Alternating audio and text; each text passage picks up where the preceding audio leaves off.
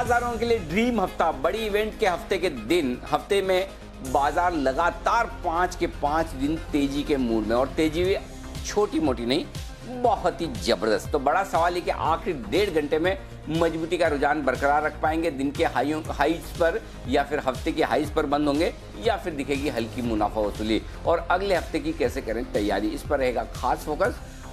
स्वागत है आप सबका फाइनल ट्रेड में। नमस्कार, मैं हूं अनिल सिंघवी। और नमस्कार, मैं हूं दीपांशु भंडारी। जैसे कि अनिल जी कह रहे हैं, बाजार में तो बढ़िया तेजी बनी हुई है, डेज हाई के करीब ट्रेड हो रहा है, कोई परेशानी नहीं है। अमेरिका में इलेक्शंस के रिजल्ट्स का अभी भी इंतजार है। तो सर, एक्शन की शुरुआत करते हैं। वीकेंड से पहले बताइए, बड़ी बातें क्या हैं? ड्रीम हफ्ता है, भगवान करे बड़ी इवेंट इस तरह का हफ्ता हमेशा आपको देखने को मिले। जब डर हो और सावधानी हो, उस समय बेहतरीन तेजी दिखे आपको। मार्च के लोज के बाद से हाईएस्ट लेवल है, फरवरी के बाद के अब तक के हाईएस्ट लेवल आते दिख रहे हैं। बाजार में लगातार 5वें दिन तेजी बनी है। 12,200 के पार निफ्टी निकला है, 12,250 के पार निकला है, और बैंक निफ्टी भी 27,000 के बेहद करीब पहुंचने की कोशिश में। 500 पॉइंट ऊपर है बैंक निफ्टी, और सेंसेक्स भी 500 अंकों की मजबूती के साथ। बैंक्स और एनबीएफसी ही सबसे ज़्यादा लीड कर रहे हैं तेजी को, 2% तक का उछाल वहाँ पर आपको दिखेगा। और रिलायंस, जैसा कि हमने 2 दिन पहले कहा कि यहाँ पर अब डरिए मत, घबराइए मत, 1850 एकदम रॉक बॉटम में खरीदारी करने का। आज की लीडरशिप और आज की तेजी यहीं से आती दिख रही है। आज हमारा स्टॉक ऑफ द डे भी था रिलायंस, और यहीं से आपको दमदार खरीदारी आती दिख रही है। तो आज जो शॉर्ट कवरिंग और खरीदारी हुई है, उसमें काफ़ी कुछ कंट्रीब्यूशन रिलायंस की तरफ से भी आपको आता हुआ नजर आएगा। 2025 का लेवल इस वक्त आपकी स्क्रीन पर। डाउ फ्यूचर्स 50 अंक कमजोर है, लेकिन निचले से करीब 150-200 पॉइंट रिकवर हुए हैं। यूरोप के बाजारों में उतार चढ़ाव के साथ कारोबार इस वक्त आपको होता हुआ नजर आएगा। तो ये है आज की बाजार की अब तक की बड़ी बातें। दीप। बिल्कुल अनिल जी, इतनी सारी बड़ी बातें हैं। सर, एक अगर छोटा सा सवाल मैं पूछ सकूं, क्योंकि इस हफ्ते की शुरुआत में हमने ग्लोबल वर्सेस लोकल थीम रखी थी और बात कर रहे थे कि कौन से ट्रिगर्स बाजार के लिए ज़्यादा इंपॉर्टेंट रहेंगे। ये जो तेजी आई है सर, ये ग्लोबल ट्रिगर्स थे, लोकल ट्रिगर्स थे, कैसे समझे इसको? क्योंकि मेरे को तो समझ में नहीं आ रहा है कि किस वजह से इतनी बड़ी तेजी आई है बाजार में। दीप, तेजी तो दोनों ही वजह से हैं। ग्लोबल इवेंट्स की वजह से नहीं, ग्लोबल मार्केट्स की वजह से। ग्लोबल इवेंट्स तो अब भी उतनी ही अनिश्चित है जितनी चुनावों के पहले। इनफैक्ट चुनाव के बाद भी अनिश्चितता कम नहीं हुई है। अभी भी ये नहीं पता चल पा रहा है। हाँ, ये ज़रूर है कि ज़्यादा संभावना है बाइडेन साहब के प्रेसिडेंट बनने की, लेकिन अभी भी जब तक हो न जाए तब तक वह नहीं हुआ है। वही वाला ये 2020 वाला मामला है कि जब तक लास्ट गेंद न फेंक दी जाए तब तक कोई हारा नहीं, तब तक कोई जीता नहीं। तो वैसा वाला मामला है। तो वो तो अनिश्चितता है, लेकिन इस अनिश्चितता के बीच में यही बाजार की खूबसूरती और खासियत है कि बाजार आपको सरप्राइज देते हैं, कभी शॉक देते हैं, कभी सरप्राइज देते हैं। और इस बार बाजारों ने निश्चय ये किया कि सरप्राइज दिया जाएगा। और सरप्राइज ये है कि जो बाजार नहीं चाहता था, जो नहीं सोचता था, उसके विपरीत होने के बावजूद बाजार मजबूत है। लोगों को डर था कि बाइडेन साहब के आने के बाद बाजार गिरेगा, या अगर कानूनी दांव पेच में मामला फंसेगा तो भी बाजार अटक सकता है, गिर सकता है। सीनेट में अगर दोनों का बहुमत एक साथ नहीं आया तो ये मुश्किल हो सकती है। लेकिन इन सब के विपरीत आराम से बाजार मजबूती बनाए हुए हैं, कहीं कोई तकलीफ नहीं है। तो ये सबसे बड़ी बात है बाजारों के लिए कि बाजारों ने एकदम सरप्राइज किया। और ये सरप्राइज फिर जो सुबह मैंने कहा, मैं दोहराऊंगा आपको, ये आया है अमेरिकी फेड की तरफ से। भले लोग चुनाव में और हमारी तेजी के बीच में इस वक्त याद नहीं कर रहे हैं और देख नहीं रहे, लेकिन अमेरिकी फेड ने जो कहा है और जो किया है वो काबिल तारीफ है। वो अब भी ये साफ तौर पर बता रहे हैं कि कोरोना की जो नई वेव आई है उसके चलते इकोनॉमिक रिकवरी धीमी पड़ेगी, और कोई भी नया राष्ट्रपति आए उसे बड़ा राहत पैकेज अमेरिका में देना ही होगा, और उसके दम पर तेजी और होगी। और दूसरी बात यह कि 0% इंटरेस्ट रेट, ये इक्विटी मार्केट के लिए बड़ा हथियार है। आपको लगता है कि डेट मार्केट का मामला है, ब्याज दरें नहीं, अगर 0%, जितनी नीचे ब्याज दरें रहेगी उतनी इक्विटी मार्केट में तेजी बनेगी। एक बुल मार्केट की फॉर्मेशन के लिए सबसे बड़ा एक स्ट्रॉन्ग फाउंडेशन या नींव का पत्थर होता है, वो नीची ब्याज दरें होती है, निचली ब्याज दरें होती है। जितनी ब्याज दरें कम है उतना डेट आकर्षक नहीं रहता, उतना फिक्स इनकम में पैसा लगाना आकर्षक नहीं होता, और तब लोग इक्विटी की तरफ भागते हैं। और वही ग्लोबली होता हुआ दिख रहा है। तो ग्लोबली इवेंट्स पॉजिटिव नहीं हुई है, लेकिन मार्केट्स पॉजिटिव है। और दूसरी बात जो दीप हम लगातार ही कहते हैं, ग्लोबल वर्सेस लोकल, जो इस सोमवार को हमने शुरुआत की थी इस थीम की, कि कुछ भी हो जाए हमारे बाजार ग्लोबल मार्केट्स के मुकाबले में आउट परफॉर्म करेंगे। गिरेंगे तो हम कम और बढ़ेंगे तो हम ज़्यादा, और वही होता हुआ दिख रहा है। और बिल्कुल हमारे बाजार बेहद मजबूती से के साथ ट्रेड कर रहे हैं, और जिसमें सबसे बड़ा कंट्रीब्यूशन है हमारे नतीजों का, और नतीजों के साथ साथ एफआईज की खरीदारी का। तो दोनों ही आपको एकदम दमदार प्रदर्शन करते हुए दिख रहे हैं, और एक ड्रीम रन बाजार में आप इस वक्त होते हुए देख रहे हैं। आइए इसी ड्रीम रन को बढ़ाते हैं आगे, और हमारे साथ कार्यक्रम में शामिल हो चुके हैं भसीन साहब, और लेते हैं उनसे उनकी पिक्स पर एक राय।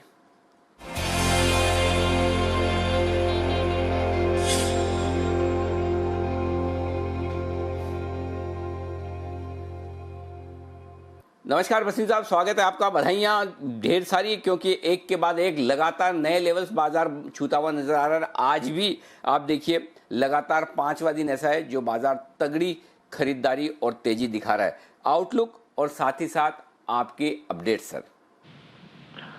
तो अनिल जी देखिए, जो आपने कहा wall of liquidity is here, और सबसे एसेट क्लास जो बेस्ट होता है वो इक्विटी है। साथ में आपके यहाँ results have been much better than expected, और थर्डली ग्लोबली जो लेफ्ट आउट फीलिंग थी वो इतनी लार्ज है on the back of a weak dollar के आप देख रहे हो कि एफआईज की इतनी ज्यादा बाइंग है। अब some sort of it is little frothy, you have to be watchful, क्योंकि मुझे लगता है दिवाली से पहले ही जो ले टारगेट आ रहे हैं वहाँ एक अगले हफ्ते एक करेक्शन जरूर आएगा। लेकिन आपको अंडरलाइंग थीम लेके अपनी जो रिजीम है अच्छे शहरों में वो बने रहना है। तो अभी भी हमारी स्ट्रेटेजी यहाँ ये है कि वॉलेटिलिटी को राइड करना पड़ेगा और थोड़ा सा अपने आप को हेज करना पड़ेगा, because you must protect your profits. Update ये है सर, आपको कल IDFC 30.5 पे कहा था, वो 32 हो गया है। You have made a return of 5% in one day. NMDC 8650 87 वाला 9150 बिक गया। L&T फाइनेंस 6950 हिट हो गया, और टेक महिंद्रा जो शॉर्ट था वो मैंने कवर करा लिया, उसमें भी आपको 2.5% बचे। अब आपके पास 2 कॉल हैं। सुबह की कॉल बाय द वे मेरी खड़ी है सर। मैंने कहा था Godrej consumer is a must buy in a portfolio, उसको वो थोड़ा डिक्लाइन कर गया है, but the results are much ahead of the street. उसमें एक वन ऑफ था because of the supply demand, तो उसमें बने रहिए या add on Godrej consumer, it would be a star performer in the next few months. और दूसरा था टाटा पावर, दोनों में बने रहिए। अब आप कहें तो सर 2 कॉल हैं, एक बाय है एक सेल है जी, बताएं सर, तो बताएं प्लीज। बाय में सर बैंक्स में सबसे स्ट्रांग दिखा है, जो मेरा फेवरेट था 280, 290, 300, बंधन बैंक 327 रुपए का भाव है, लीजिए। 320.5 का स्टॉप लॉस रखिए, 348 to 350 का टारगेट, और उसके सामने सेल कीजिए LIC हाउसिंग 304 से 306, 311.5 का स्टॉप लॉस, 285 का टारगेट। ओके, यहाँ पर एक खरीदारी और एक बिकवाली की राय। बंधन बैंक खरीदे 327 के आसपास, 320.50 320 हाफ का स्टॉप लॉस, और 348 350 तक के टारगेट के लिए यहाँ पर करनी है आपको खरीदारी बंधन बैंक में। तो ये एक और बैंक है जो बड़ी तेजी के साथ दौड़ लगाने को तैयार है। RBL भी काफ़ी तेज दौड़ लगा रहा है। अब LIC हाउसिंग दूसरा स्टॉक है जहाँ पर भसीन साहब एक बार बिकवाली की राय दे रहे हैं। यहाँ पर 285 तक के लेवल्स के लिए आपको करनी है बिकवाली, 311.50 का आपको स्टॉप लॉस लगाना है, और 304 305 के आसपास आपको बिकवाली करनी है। बहुत बहुत शुक्रिया भसीन साहब, और 2:50 पर आपसे फिर होगी मुलाकात थोड़ी देर में, तब आपसे लेंगे आपकी कुछ और बेहतरीन पिक्स। आइए तब तक बढ़ते हैं आगे। अगला बिगुल है किरण जी के लिए, वक्त है किरण का कमाल देखने का, और उसके बाद वागले साहब के लिए आएगा वागले का वंडर।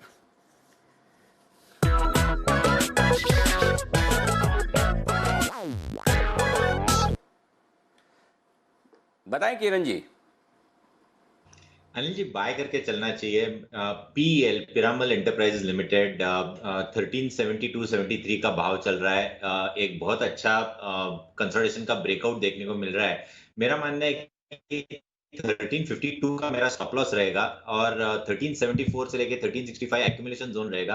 टारगेट्स आज के लिए 1395 के रहेंगे, और अगर सोमवार की का वक्त देते हैं तो 1425 1430 के टारगेट्स देखने को मिल जाने चाहिए। ओके, तो पीरामल ये है स्टॉक जो किरण जी को पसंद आ रहा है। यहाँ पर बढ़िया एक्शन देखने को मिलेगा। अब तक की सभी कॉल्स फाइनेंशियल्स पर ही रही हैं। देखते हैं वागले साहब के पास कोई फाइनेंशियल स्टॉक है जो उन्हें पसंद है या नहीं। बिगुल वागले का वंडर।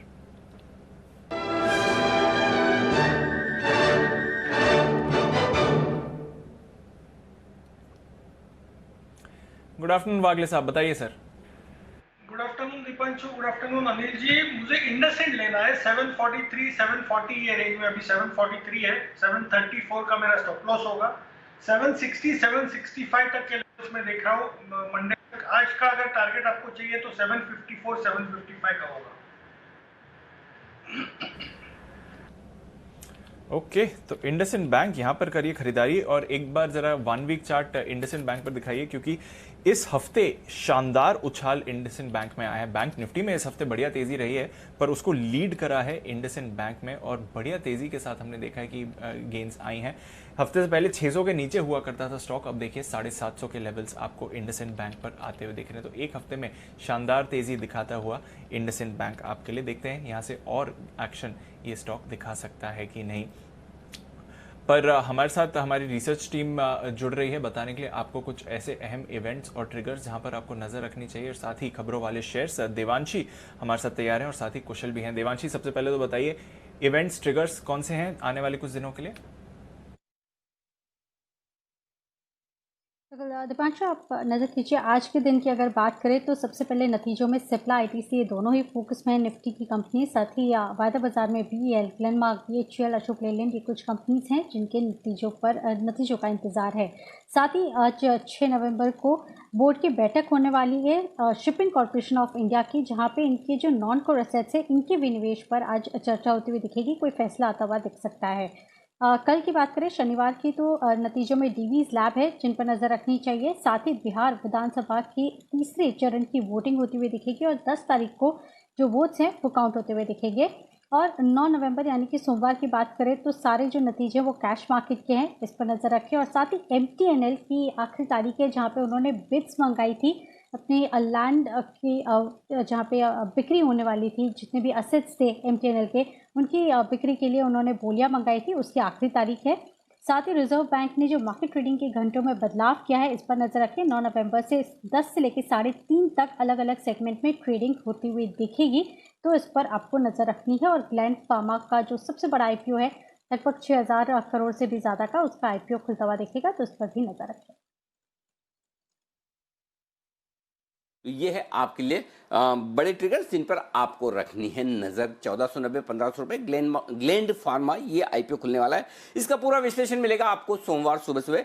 चिंता मत कीजिए, पैसा लगाना है या नहीं हम आपको बताएंगे पूरी तरह से विस्तार से विश्लेषण करके। आइए तब तक एक बिगुल कुणाल जी राकेश जी के लिए तैयार है चार्ट कॉर्नर।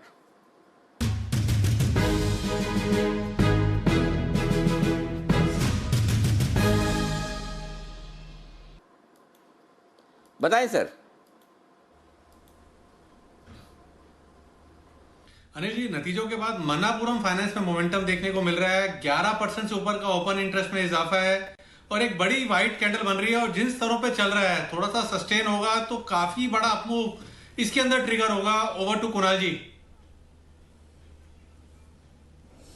अनिल जी देखिए, बहुत हाई बीटा स्टॉक है। सारे फाइनेंशियल स्टॉक्स में हम तेजी देख रहे हैं, और विशेष रूप से अब NBFCs जो हैं वो परफॉर्म कर रही हैं, और मनापुरम और मुथूट ये दो ऐसी NBFCs हैं जो कि आमतौर पर आउट परफॉर्म करती हैं। ब्रेकआउट आता हुआ दिख रहा है, यहां पर बाय करके चलें। स्टॉप लॉस रखें 166 हाफ पर, 166 रुपए 50 पैसे पर स्टॉप लॉस रखें। पहला टारगेट 175 का, दूसरा टारगेट 180 रुपए का। 175 180 के टारगेट्स के लिए करिए खरीदारी। ये है मनापुरम फाइनेंस पर आपके लिए बाय कॉल। अब तक 5 कॉल्स आई हैं हमारे एक्सपर्ट से, सारे के सारे अगर आप देखें तो बैंक्स और फाइनेंशियल्स ही हैं, बल्कि सारे के सारे NBFCs हैं। एक इंडसइंड बैंक को छोड़ दें तो बाकी, और बंधन बैंक, तो उनके अलावा आप देखें तो NBFCs पर अब एक्शन और बढ़ते हुए दिख रहा है। उनमें से एक स्टॉक है इंडियाबुल्स हाउसिंग। यहाँ पर सुबह भी हम चर्चा कर रहे थे, बाय कॉल्स भी आई एक्सपर्ट्स की तरफ से, और उसके बाद देखा हमने स्टॉक पर रैली भी आती हुई दिखी है। जय ठक्कर भी इसके बारे में 155 की कॉल की खरीदारी की राय देके गए थे। वागले साहब, 155 के करीब तो आ ही गया इंडियाबुल्स हाउसिंग, क्या यहाँ से और ऊपर जा सकता है? इंट्राडे में क्या और है स्कोप आपको दिखती है, या फिर मुनाफा बुक करना चाहिए? दीपांशु, मुझे 158 160 तक का दिखता है। मेरे को वो 10 12 15 रुपए वाली मूव नहीं दिखती, तो एक 4-5 रुपए अपसाइड है। आई थिंक जय ने 152 के आसपास बोला था मेरे हिसाब से, तो अगर थोड़ा सा नीचे आता है मैं ज्यादा कंफर्टेबल रहूंगा। 153 152 ये रेंज में 150 का स्टॉप लॉस होगा, 160 का टारगेट। ओके, तो इंडियाबुल्स हाउसिंग पर और बढ़िया तेजी बन सकती है। पर आइए और कौन से स्टॉक्स हैं जो आपको नजर में रखने चाहिए, कुशल से जान लेते हैं। खबरों वाले स्टॉक्स, कुशल बताइए कौन से हैं वो स्टॉक्स जो मार्केट्स खुलने के बाद एक्शन में आए हैं? बिल्कुल दीपांशु, तो ढेर सारे नतीजे आते हुए दिखे हैं, जिसमें F&O स्पेस की पहले बात करते हैं, जिसमें MRF नंबर्स दमदार रहे हैं। मुनाफा जो है 229 करोड़ से बढ़कर 411 करोड़ पर आता हुआ दिखा है। साथ ही कंपनी की मार्जिन 14% से बढ़कर 20.5% पर आई है। तो नंबर्स बेहद शानदार है। 3 रुपए प्रति शेयर का डिविडेंड भी दिया है। इसके अलावा F&O स्पेस से वोल्टास अगर आप देखें तो यहां पर भी अनुमान से बेहतर रहे नंबर्स। ओवरऑल आपको कमजोरी भले ही दिखेगी, पर जो स्ट्रीट एस्टिमेट्स थे उससे बेहतर साइड पर वोल्टास के नंबर्स दिख रहे हैं। मुनाफा 107 से घटकर 80 करोड़ रहा है। हमारा अनुमान 57 करोड़ का था। वहीं मार्जिन भी देखें तो हमारा 4.8% का अनुमान था, उसके मुकाबले 6.1% की मार्जिन कंपनी क्लॉक इन करने में सफल रही है। इसके अलावा कैश स्पेस से बैंक ऑफ इंडिया, यहां पर इसके नंबर्स जो हैं बेहतरीन रहे हैं। मुनाफा 266 करोड़ से बढ़कर 526 करोड़ पर। साथ ही कंपनी की GNPA में भी सुधार हुआ है, 13.9% से घटकर 13.8%। और लेकिन कंपनी की जो प्रोविजनिंग है वो बढ़ती हुई दिखी है, 2052 करोड़ से बढ़कर 2312 करोड़ पर। इंडियन ओवरसीज बैंक नंबर्स यहां पर भी अच्छे रहे हैं। इनफैक्ट यहां जो पिछले साल करीब 2254 करोड़ का घाटा था, उसके मुकाबले कंपनी 148 करोड़ का मुनाफा जो है क्लॉक इन करने में सफल रही है। साथ ही कंपनी की प्रोविजनिंग क्वार्टर ऑन क्वार्टर 60% गिरी है और एसेट क्वालिटी में भी सुधार दिखा है। India cements outstanding numbers, cement space काफी फोकस में भी है। इनफैक्ट इनके मार्जिन जो है 11.9% से बढ़कर ऑलमोस्ट 22% दीपांशु आते हुए नजर आए हैं और कंपनी का मुनाफा 9 करोड़ से बढ़कर 71 करोड़ पर आ गया है। एल्केम लैब नंबर्स यहां पर भी बढ़िया है। एबिटा 20% से बढ़कर 25.4% के मार्जिन है इनके और कंपनी का मुनाफा करीब 27% बढ़कर 472 करोड़ पर आया है। फैक्ट यहां पर भी नंबर्स काफी शानदार आए हैं। इनफैक्ट मार्जिन्स में करीब 5% का उछाल के साथ 13% पर आते हुए दिखी है मार्जिन्स और कंपनी का मुनाफा 6 करोड़ से आप देखिए 83 करोड़ पर अब ये फिगर जाता हुआ दिख रहा है। इसके अलावा अगर आप देखें तो IOL केमिकल से ये अभी थोड़ी देर पहले ही नंबर्स आते हुए दिखे हैं, यहां पर भी नंबर शानदार रहे हैं। मुनाफा 88 करोड़ से बढ़कर 127 करोड़ पर रहा है। साथ ही कंपनी की जो मार्जिन्स हैं 30% से बढ़कर 32% पर आती हुई नजर आ रही हैं। तो इसके अलावा कुछ एक खबरें हैं जिसमें टेलीकॉम कंपनीज फोकस में रही हैं। यहां पर सुप्रीम कोर्ट ने टेलीकॉम कंपनियों को आदेश दे दिया है कि जो भी वो सेगमेंटेड ऑफर्स लेकर आएंगी उसकी जानकारी उनको ट्राई को देनी होगी। तो जो भी स्पेशलाइज्ड ऑफर है वो ऐप ओनली कस्टमर्स के लिए लाते हैं, वो उनको जानकारी देनी होगी। पर यह भी कहा है साथ में कि जो ट्राई है उनको जो भी ये इंफॉर्मेशन कंपनियां देंगी कॉन्फिडेंशियल रखना होगा। और इस अगर एक और खबर पर नजर करिए, स्पाइस जेट, यहां पर भी पॉजिटिविटी रही है क्योंकि 240 करोड़ का डिपॉजिट कराने का आदेश जो सुप्रीम कोर्ट आदेश दिया गया था उसको सुप्रीम कोर्ट ने रोक लगा दी है। तो एक काफी राहत की बात स्पाइस जेट के लिए दिख रही है। और असाही सॉन्गवॉन, आप देखिए यहां पर आज बोर्ड बैठक होने वाली थी बायबैक पर, इसकी डिटेल्स आ गई हैं। 330 रुपए प्रति शेयर के भाव पर यह बायबैक किया जाएगा। करीब 8 करोड़ का टोटल बायबैक साइज है और मौजूदा भाव से करीब 37% प्रीमियम पर आपको ये बायबैक प्राइस दिख रहा है। और अंत में मेरे पास एक ब्लॉक डील है पेट्रोनेट LNG की, जिसमें 15 लाख शेयरों का सौदा हुआ है 230 रुपए प्रति शेयर के भाव पर। ढेर सारे स्टॉक्स एक्शन में आए हैं, डिविडेंड आ रहे हैं, नतीजे आ रहे हैं, बायबैक्स भी आ रहे हैं। AB फैशन यहां पर भी नजर रखिए, यहां पर घाटे से मुनाफे में आई है कंपनी और इनकी आय हमने देखा है कि गिरावट हुई है, आय आधी हो गई है। ये काफी बड़ी गिरावट आई है, तो 2300 करोड़ से घटकर आय तकरीबन 1100 करोड़ के आई है। और घाटा जो है, घाटा बढ़ गया है, माफ कीजिएगा, मुझे लगा घाटे से मुनाफे में आई कंपनी, आई स्टैंड करेक्टेड। घाटा बढ़ गया है, घाटा 2.25 करोड़ से बढ़कर 188 करोड़ का है। तो काफी खराब नतीजे आते हुए दिख रहे हैं AB फैशन के। आय हमने देखी है कि आधी से ज्यादा गिर चुकी है, लगभग 60% आय में गिरावट आई है और घाटा जो है वो बढ़ गया है, 2.35 करोड़ से बढ़कर घाटा अब 188 करोड़ हो गया है। कुणाल जी, काफी खराब नंबर्स आ रहे हैं आदित्य बिरला फैशन के, और स्टॉक में भी हम ब्रेकडाउन आते हुए देख रहे हैं। 150 के लेवल्स पर आए, 3% नीचे। बताइए चार्ट्स क्या बता रहा है सर? देखिए चार्ट में कमजोरी दिखाई दे रही है दीपांशु, लेकिन एक सपोर्ट भी दिखता है जो कि 148 रुपए 50 पैसे के आसपास है। अभी 150 का भाव है, तो मुझे लगता है कि 1-1.5 रुपए की गिरावट और बिल्कुल संभव है। लेकिन 148.5 अगर टूटेगा तभी स्टॉक में एक ब्रेकडाउन, फिर एक मेजर लेवल टूटेगा। फिलहाल मुझे लगता है कि वेट एंड वॉच करें, किसी तरह का कोई ट्रेडिंग का यहां पर मौका नहीं है। लेकिन जिनके पास पोजीशन है उन्हें 148.5 का एक स्टॉप लॉस रख लेना चाहिए। ओके, 148.5 का स्टॉप लॉस जरूर रखना चाहिए इस पर। और ये कंसोलिडेटेड नंबर्स हैं जो हम आपको अपनी स्क्रीन पर दिखा रहे हैं आदित्य बिरला फैशन के। पर आइए विश्वेश जी के पास चलते हैं, उनके पास एक कॉल तैयार है। बिगुल विश्वेश के विशेष।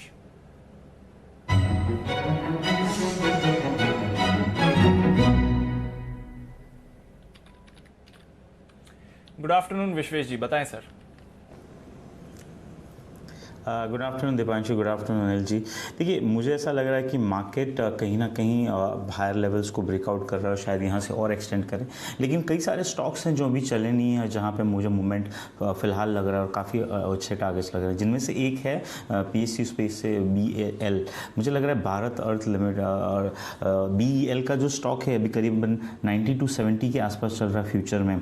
मुझे लग रहा है कि ओवरऑल लास्ट 3-4 महीने का अगर कंसोलिडेशन देखें तो स्टॉक 115 से नीचे में 87 तक आ गया था, और अब जिस हिसाब से स्टॉक के अंदर में कल के दिन में पहली बार 200 DMA के ऊपर क्लोज आया था और आज एक पुल बैक मिल रहा है, मुझे लग रहा है it's a very very good opportunity to add on the long side. तो करंट लेवल पे बाय करें, 87 का स्टॉप लॉस रखे, और जिस हिसाब से स्टॉक के अंदर में मूवमेंट लग रहा है, मुझे लग रहा है स्टॉक यहाँ से बड़े लेवल छू सकता है। तो BEL में अगर आप खरीदारी करते हो 87 का स्टॉप लॉस मेंटेन करें, 97, 105 और 110 जो है वो रीसेंट स्विंग हाई है जो आपको अगस्त में देखने मिला था। मुझे लगता है कि वो लेवल तक जा सकता है। तो BEL ये सीरीज में शायद आउट परफॉर्मर हो। BEL खरीदने की राय है। करंट लेवल पे 87 का स्टॉप लॉस, 97, 105 और 110 ऐसे 3 टारगेट के लिए।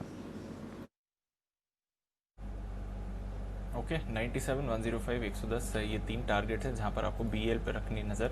पर एक बात यहाँ पर ध्यान रखिएगा ज़रूर, BEL के नतीजे आज आने वाले हैं, तो ये एक इवेंट रिस्क ज़रूर एसोसिएटेड है स्टॉक के साथ, पर चार्टिकली एटलीस्ट अच्छा लग रहा है। और विश्व जी की कॉल के बाद हम देख भी रहे हैं कि स्टॉक पर थोड़ा मूवमेंट आते हुए दिख रहा है। कुछ और स्टॉक्स जहाँ पर मूवमेंट आते हुए दिख रहा है इस समय, वहाँ पर नज़र डालते हैं। काफ़ी सारे कैश स्टॉक्स एक बढ़िया मूव दिखा रहे हैं, तो सुमित जी से कुछ कैश स्टॉक्स के बारे में चर्चा करते हैं और जानते हैं कि यहाँ पर उनका क्या व्यू बन रहा है जिस तरह से खरीदारी आ रही है। सुमित जी, बिरला कॉर्प 4.5% ऊपर है सर, अच्छी खरीदारी आई है, ज़्यादा मूवमेंट सुबह के बाद यहाँ पर देख रहे हैं, बताइए क्या करना चाहिए स्टॉक में? जो बिरला कॉर्प के अंदर जिन्होंने बाय कर रखा है वो होल्ड कर सकते हैं, फ्रेश बाइंग के लिए थोड़ा सा वेट करें। 690-700 का स्टॉक के अंदर रेजिस्टेंस है, वो लेवल टूटने के बाद स्टॉक में फिर मोमेंटम बढ़ेगा और फिर 730 से 740 तक के लेवल देखने को मिलेंगे। स्टॉक का जो नीचे में सपोर्ट दिखाई दे रहा है 650 के आसपास है, तो जिन्होंने बाय कर रखा है वो होल्ड करें और फ्रेश बाइंग के लिए थोड़ा सा इसमें अपसाइड मोमेंटम और बिल्डअप होने दें, उसके बाद खरीदारी करें। बट जिन्होंने ले रखा है वो होल्ड कर सकते हैं। ओके, जिन्होंने ले रखा है वो होल्ड कर सकते हैं, पर नज़र रखिए स्टॉक पर एक्शन बनते हुए आप देख रहे हैं। बॉम्बे डाइंग यहाँ पर एक स्पाइक आते हुए दिखा है, 3.5% की तेज़ी बॉम्बे डाइंग में बन रही है, यहाँ पर एक्शन थोड़ा बनते हुए दिख रहा है, तो इस पर भी नज़र रखिए जिस तरह का एक्शन आ रहा है। ICICI सिक्योरिटीज़ यहाँ पर अब थोड़ी खरीदारी आते हुए दिखी है, निचले स्तरों से यहाँ पर भी स्पाइक आते हुए दिख रहा है, तो वहाँ पर भी मूवमेंट है। एस्ट्रल पॉली यहाँ पर भी मूवमेंट आया है और डेज हाई पर है, 2.5% ऊपर ये स्टॉक आपको दिखेगा। सेठी साहब, एस्ट्रल पॉली पर आपकी कोई राय सर, क्योंकि हम देख रहे हैं कि पिडलाइट पे तो एक बढ़िया रिएक्शन दिया है मार्केट्स ने और वो स्टॉक हाइस पे जा रहा है, एस्ट्रल पॉली पर क्या करना चाहिए?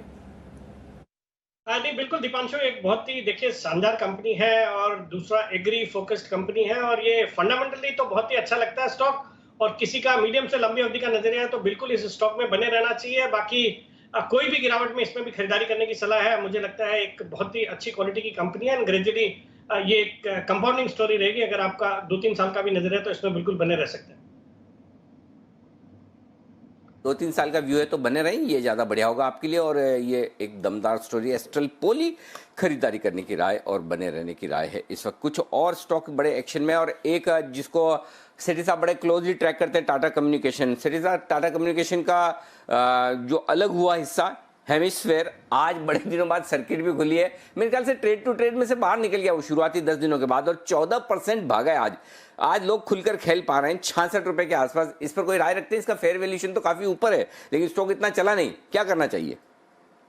नहीं, बिल्कुल अनिल जी, देखिए ये आपको बिल्कुल याद होगा 1.5-2 साल पहले जब टाटा कम्युनिकेशन के इस डीमर्जर की बातें चलती थी तब हमने इसको वैल्यू किया था। तो इसकी जो एक प्राइम लैंड बैंक है इस कंपनी के पास, ये अर्स्टवाइल जो VSNL हुआ करती थी गवर्नमेंट की, तो उसकी लैंड बैंक है इनके पास, जो दिल्ली में है, पुणे में है, बेंगलोर में है, मुंबई में है। तो इन सब की उस समय वैल्यू आकी जा रही थी, करीबन कुछ 760 एकड़ की लैंड है जिसकी वैल्यू कुछ 10,000 करोड़ के करीब आकी जा रही थी, और उस हिसाब से शेयर का प्राइस होना चाहिए था कुछ 300 रुपए के आसपास।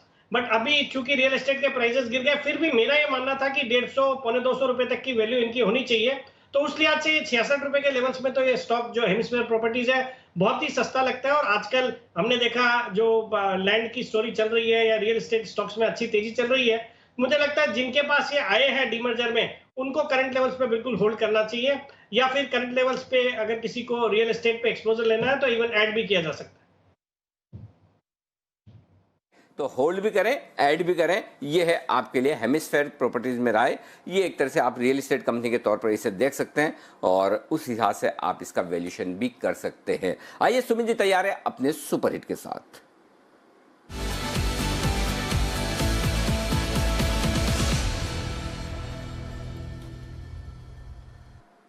बताएं सुमित जी।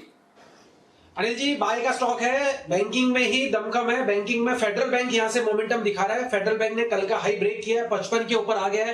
फेडरल बैंक हम नीचे में 50 रुपए से कंटिन्यूसली बाइंग दे रहे हैं और ऊपर में जो टारगेट बनेंगे अनिल जी फेडरल बैंक के, वो 58 रुपए से लेकर 60 रुपए तक बनेंगे। इसके लिए फेडरल बैंक का 55 वाला कॉल अभी 2 रुपए 50 पैसे 55 पैसे पे ट्रेड कर रहा है। 55 वाला कॉल 2 रुपए 55 पैसे पे ट्रेड कर रहा है, इसको खरीदारी करें। फेडरल बैंक में यहां से 2 से 3 दिनों में 58 से 60 रुपए तक के टारगेट देखने को मिलने चाहिए। बैंक निफ्टी यहां से अभी और मजबूत लगता है, तो बैंकिंग से रिलेटेड जितने भी स्टॉक है जो चले नहीं है और जो चल रहे हैं वो और चलने वाले हैं। इसके लिए फेडरल बैंक में खरीदारी करें। 55 का कॉल, स्टॉप लॉस लगाए 1 रुपए 50 पैसे का, ऊपर में टारगेट बनेगा 4 रुपए से लेकर 5 रुपए तक के।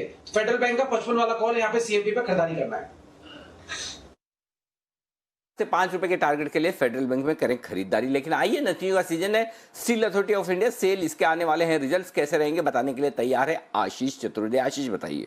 अनिल जी, नतीजे बेहद शानदार देखने को मिलेंगे क्योंकि पिछले साल करीब 343 करोड़ के घाटे के मुकाबले इस बार करीब 698 करोड़ का कंपनी जो है मुनाफा दर्ज करने जा रही है। एबिटा मार्जिन्स में आप देखिए शानदार बढ़त देखने को मिलेगी, 8% से बढ़कर 14% रहेंगे और एबिटा यानी कामकाजी मुनाफा भी अगर आप देखें तो बढ़कर 2736 करोड़ रहेगा। दरअसल इस तिमाही के दौरान अगर आप देखें तो वॉल्यूम्स में बढ़िया इजाफा देखने को मिला, खासतौर पर अगर आप एक्सपोर्ट से आए देखें तो वो भी बढ़ती हुई नजर आ रही है। कीमतें जो इन्होंने लगातार 3 महीने बढ़ाई हैं, इसका भी असर देखने को मिलेगा, जिसके चलते एबिटा प्रति टन अगर आप देखें तो लगभग 60 से 70% का उछाल यहाँ पर देखने को मिलेगा। 6261 करोड़ रहने का अनुमान है एबिटा, माफ कीजिएगा 6261 रुपए एबिटा प्रति टन रहेगा। कुल मिलाकर देखा जाएगा तो अनिल जी नतीजे शानदार देखने को मिलेंगे। ओके, नतीजे शानदार देखने को मिलेंगे, ये आप कह सकते हैं सेल के लिए। स्टील अथॉरिटी कल हमने देखा ऑलमोस्ट 10% की रैली के बाद आज थोड़ा क्वाइट है स्टॉक, पर एक्शन भरपूर है, इसमें एक्शन भरपूर है मार्केट्स में। जल्दी से बिगुल बजा के चलते हैं अनिल जी के पास उनकी स्ट्रैटेजी के लिए।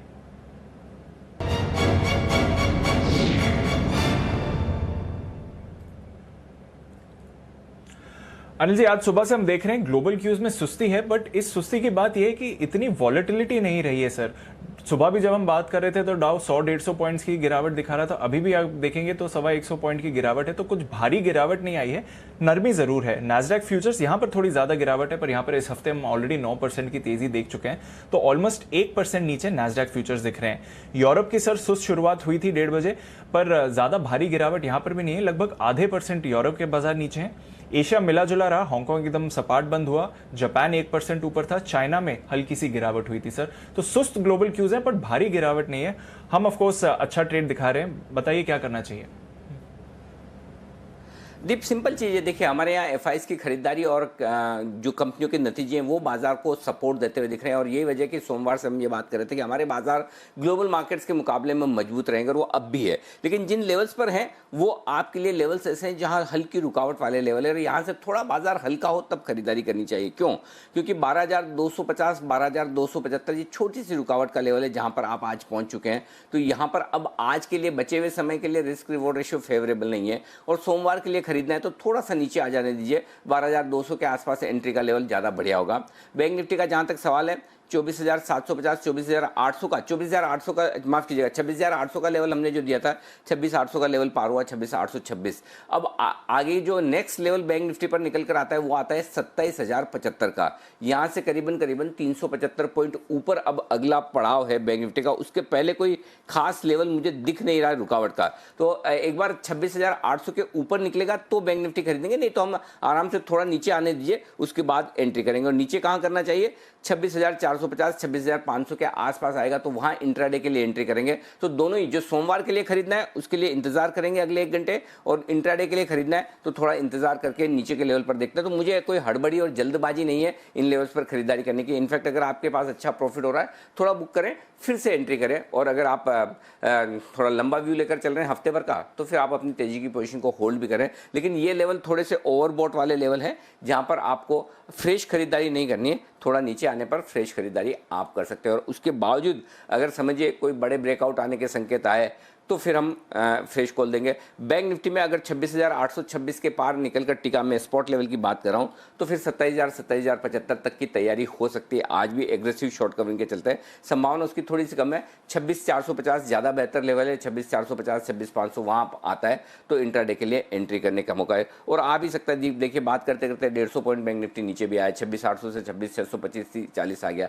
तो और निफ्टी भी आप देखिए 40 पॉइंट 12,250-60 अभी था, 12,215 गया। तो ये थोड़ी सी वॉलेटिलिटी, थोड़ी सी प्रॉफिट बुकिंग सही लेवल पर रहेगी, और वो बाजार की सेहत के लिए अच्छा भी है। एक तरफा बाजार किसी भी तरफ बढ़ना या घटना ठीक नहीं है, तो थोड़ी प्रॉफिट बुकिंग है। इस प्रॉफिट बुकिंग में फिर से एंट्री करने के मौके खोजें। शॉर्ट करने की राय अभी भी नहीं है, इंतजार करिए। शॉर्ट करना है तो बेहद स्ट्रिक्ट स्टॉप लॉस के साथ डे हाई पर स्टॉप लॉस लगाकर शॉर्ट करिए, बट ना करें तो बेहतर है, क्योंकि इससे आप गिरावट में खरीद नहीं पाएंगे। तो थोड़ा कमजोर हो वहां पर खरीदारी करनी चाहिए, तो हल्का नीचे आने खरीदारी करें फिर से।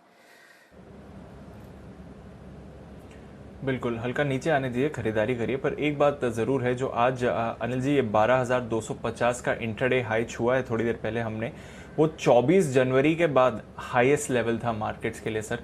तो जनवरी से अब तक, यानी कि आप देख रहे हैं कि ना तो सिर्फ इंडिया में तो ऑब्वियसली प्री कोरोना के लेवल्स पर हम आ गए, बट ग्लोबली भी जो प्री कोरोना लॉकडाउन के लेवल्स शुरू हुए थे उससे पहले जो बाजारों में तेजी थी वहां पर हम आ गए हैं सर।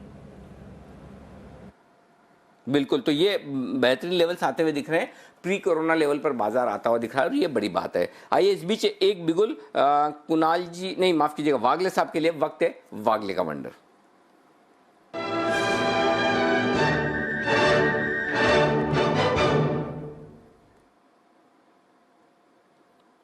बताएं वागले साहब। अनिल जी, मैरी को बाय करना है। 380 का एक रेजिस्टेंस इसने अभी अभी निकाला है, 381 381.50 का करंट भाव है, यहाँ पर बाय करें। 377 का स्टॉप लॉस होगा और 393 का पहला टारगेट होगा। पोजिशनली मुझे ये 410 415 तक लगता है, पोजिशनली मतलब एक हफ्ते का व्यू है। ओके, हफ्ते भर के लिए आपको करनी है खरीदारी मैरिको में, और यहाँ पर 377 का स्टॉप लॉस लगाएं, 393 393 400 415 के टारगेट के लिए। विश्वेश जी तैयार है अपने विशेष शेयर के साथ, और उसके बाद आपके लिए आ रही है सेठी साहब की शानदार शॉर्ट टर्म पिक्स। तो पहले विश्वेश जी के लिए बिल्कुल विश्वेश की विशेष।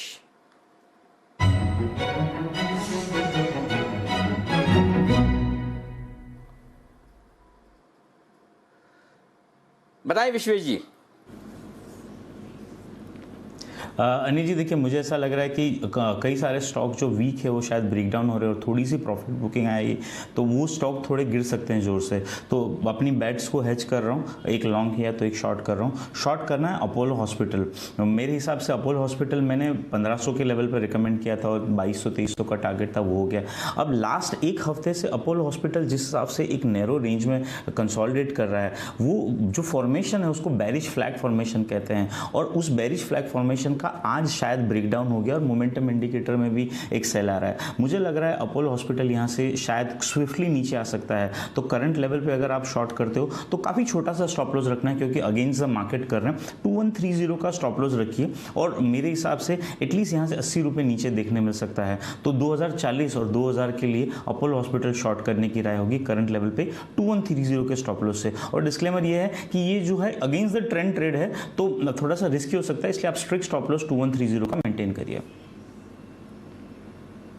बात है, आप तो वैसे भी काउंटर ट्रेड लेने के लिए जाने जाते हैं, और स्टॉक को टॉप पर बेचने में और बॉटम पर पकड़ने में आपका बड़ा इंटरेस्ट भी रहता है, महारत भी है। तो अपोलो हॉस्पिटल कमज़ोर हो ज़्यादा, थोड़ा तो हुआ है, लेकिन उससे पहले ही विश्वेश जी की राय है इसे शॉर्ट कर देने की। तो 2130 ये आपका स्टॉप लॉस का लेवल होना चाहिए। 2040 2000 तक के टारगेट के लिए अपोलो हॉस्पिटल। अगर बाजार में थोड़ा भी करेक्शन आया तो गिरने में ये रहेगा आगे, ऐसा मानना है विश्वेश जी का।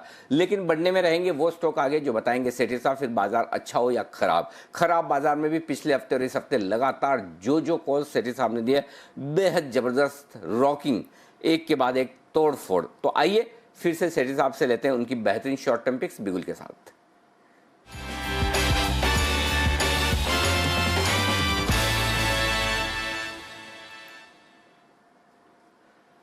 चाहे दिग्गज शेयर हो, Reliance, doctor Reddy's, hero MotoCorp जैसे, या फिर कुछ कैश के स्टॉक्स हों जो लगातार परफॉर्म करते हैं। सेठी साहब की इस लिस्ट में दोनों ही तरह के स्टॉक्स हैं और दोनों ही तरह के स्टॉक्स दमदार प्रदर्शन करते हैं। सेठी साहब आज क्या क्या है आपके पास? गुड आफ्टरनून अनिल जी। पहले तो आपको कॉम्प्लीमेंट देना चाहूंगा, ट्यूसडे को जब बाजार में रिलायंस में बिल्कुल मार्केट मची हुई थी तब आप अकेले थे जिन्होंने 1870 के लेवल पे रिलायंस में खरीदारी करने की सलाह दी थी, और मैंने भी उस कॉल में मेरी भी खरीदारी की सलाह थी, और वहां से आज 2 दिन के अंदर 150 रुपए रिलायंस में तेजी आ गई है, तो निवेशकों को बहुत फायदा हुआ होगा। तो कॉम्प्लीमेंट्स, कांग्रेचुलेशंस टू यू। जहां तक आज के लिए पिक्स का सवाल है अनिल जी, 2 स्टॉक्स है, दोनों कैश मार्केट के स्टॉक है, दोनों बहुत ही जबरदस्त कंपनियां हैं। पहला स्टॉक है एक एग्री फोकस्ड कंपनी है, कंपनी का नाम है डीसीएम श्रीराम। ये एक एग्री थीम पे बेस्ड कंपनी है जिसको हम आमतौर पे एक शुगर स्टॉक्स के नाम से जानते हैं, बट इसमें शुगर के अलावा फर्टिलाइजर्स, फिर क्रॉप केयर, फिर एग्री केमिकल्स, ये सब है, और इसका एक सीमेंट प्लांट भी है कोटा में। कंपनी बहुत ही अच्छे फंडामेंटल्स वाली कंपनी है। डेट इक्विटी रेशियो है 0.5, रिटर्न ऑन इक्विटी है 18%, return on capital employed around 20% का है। मुझे लगता है जिस तरीके से सरकार का एक एग्रीकल्चर पे, रूरल इकोनॉमी पे फोकस है, मॉनसून इस बार नॉर्मल हुआ है, मुझे लगता है ये कंपनी बहुत अच्छा करेगी। हाल ही में इसके सितंबर तिमाही के नतीजे आए थे, प्रॉफिट दिखाया कंपनी ने 118 करोड़ का सितंबर में, जो कि जून क्वार्टर में सिर्फ 70 करोड़ था।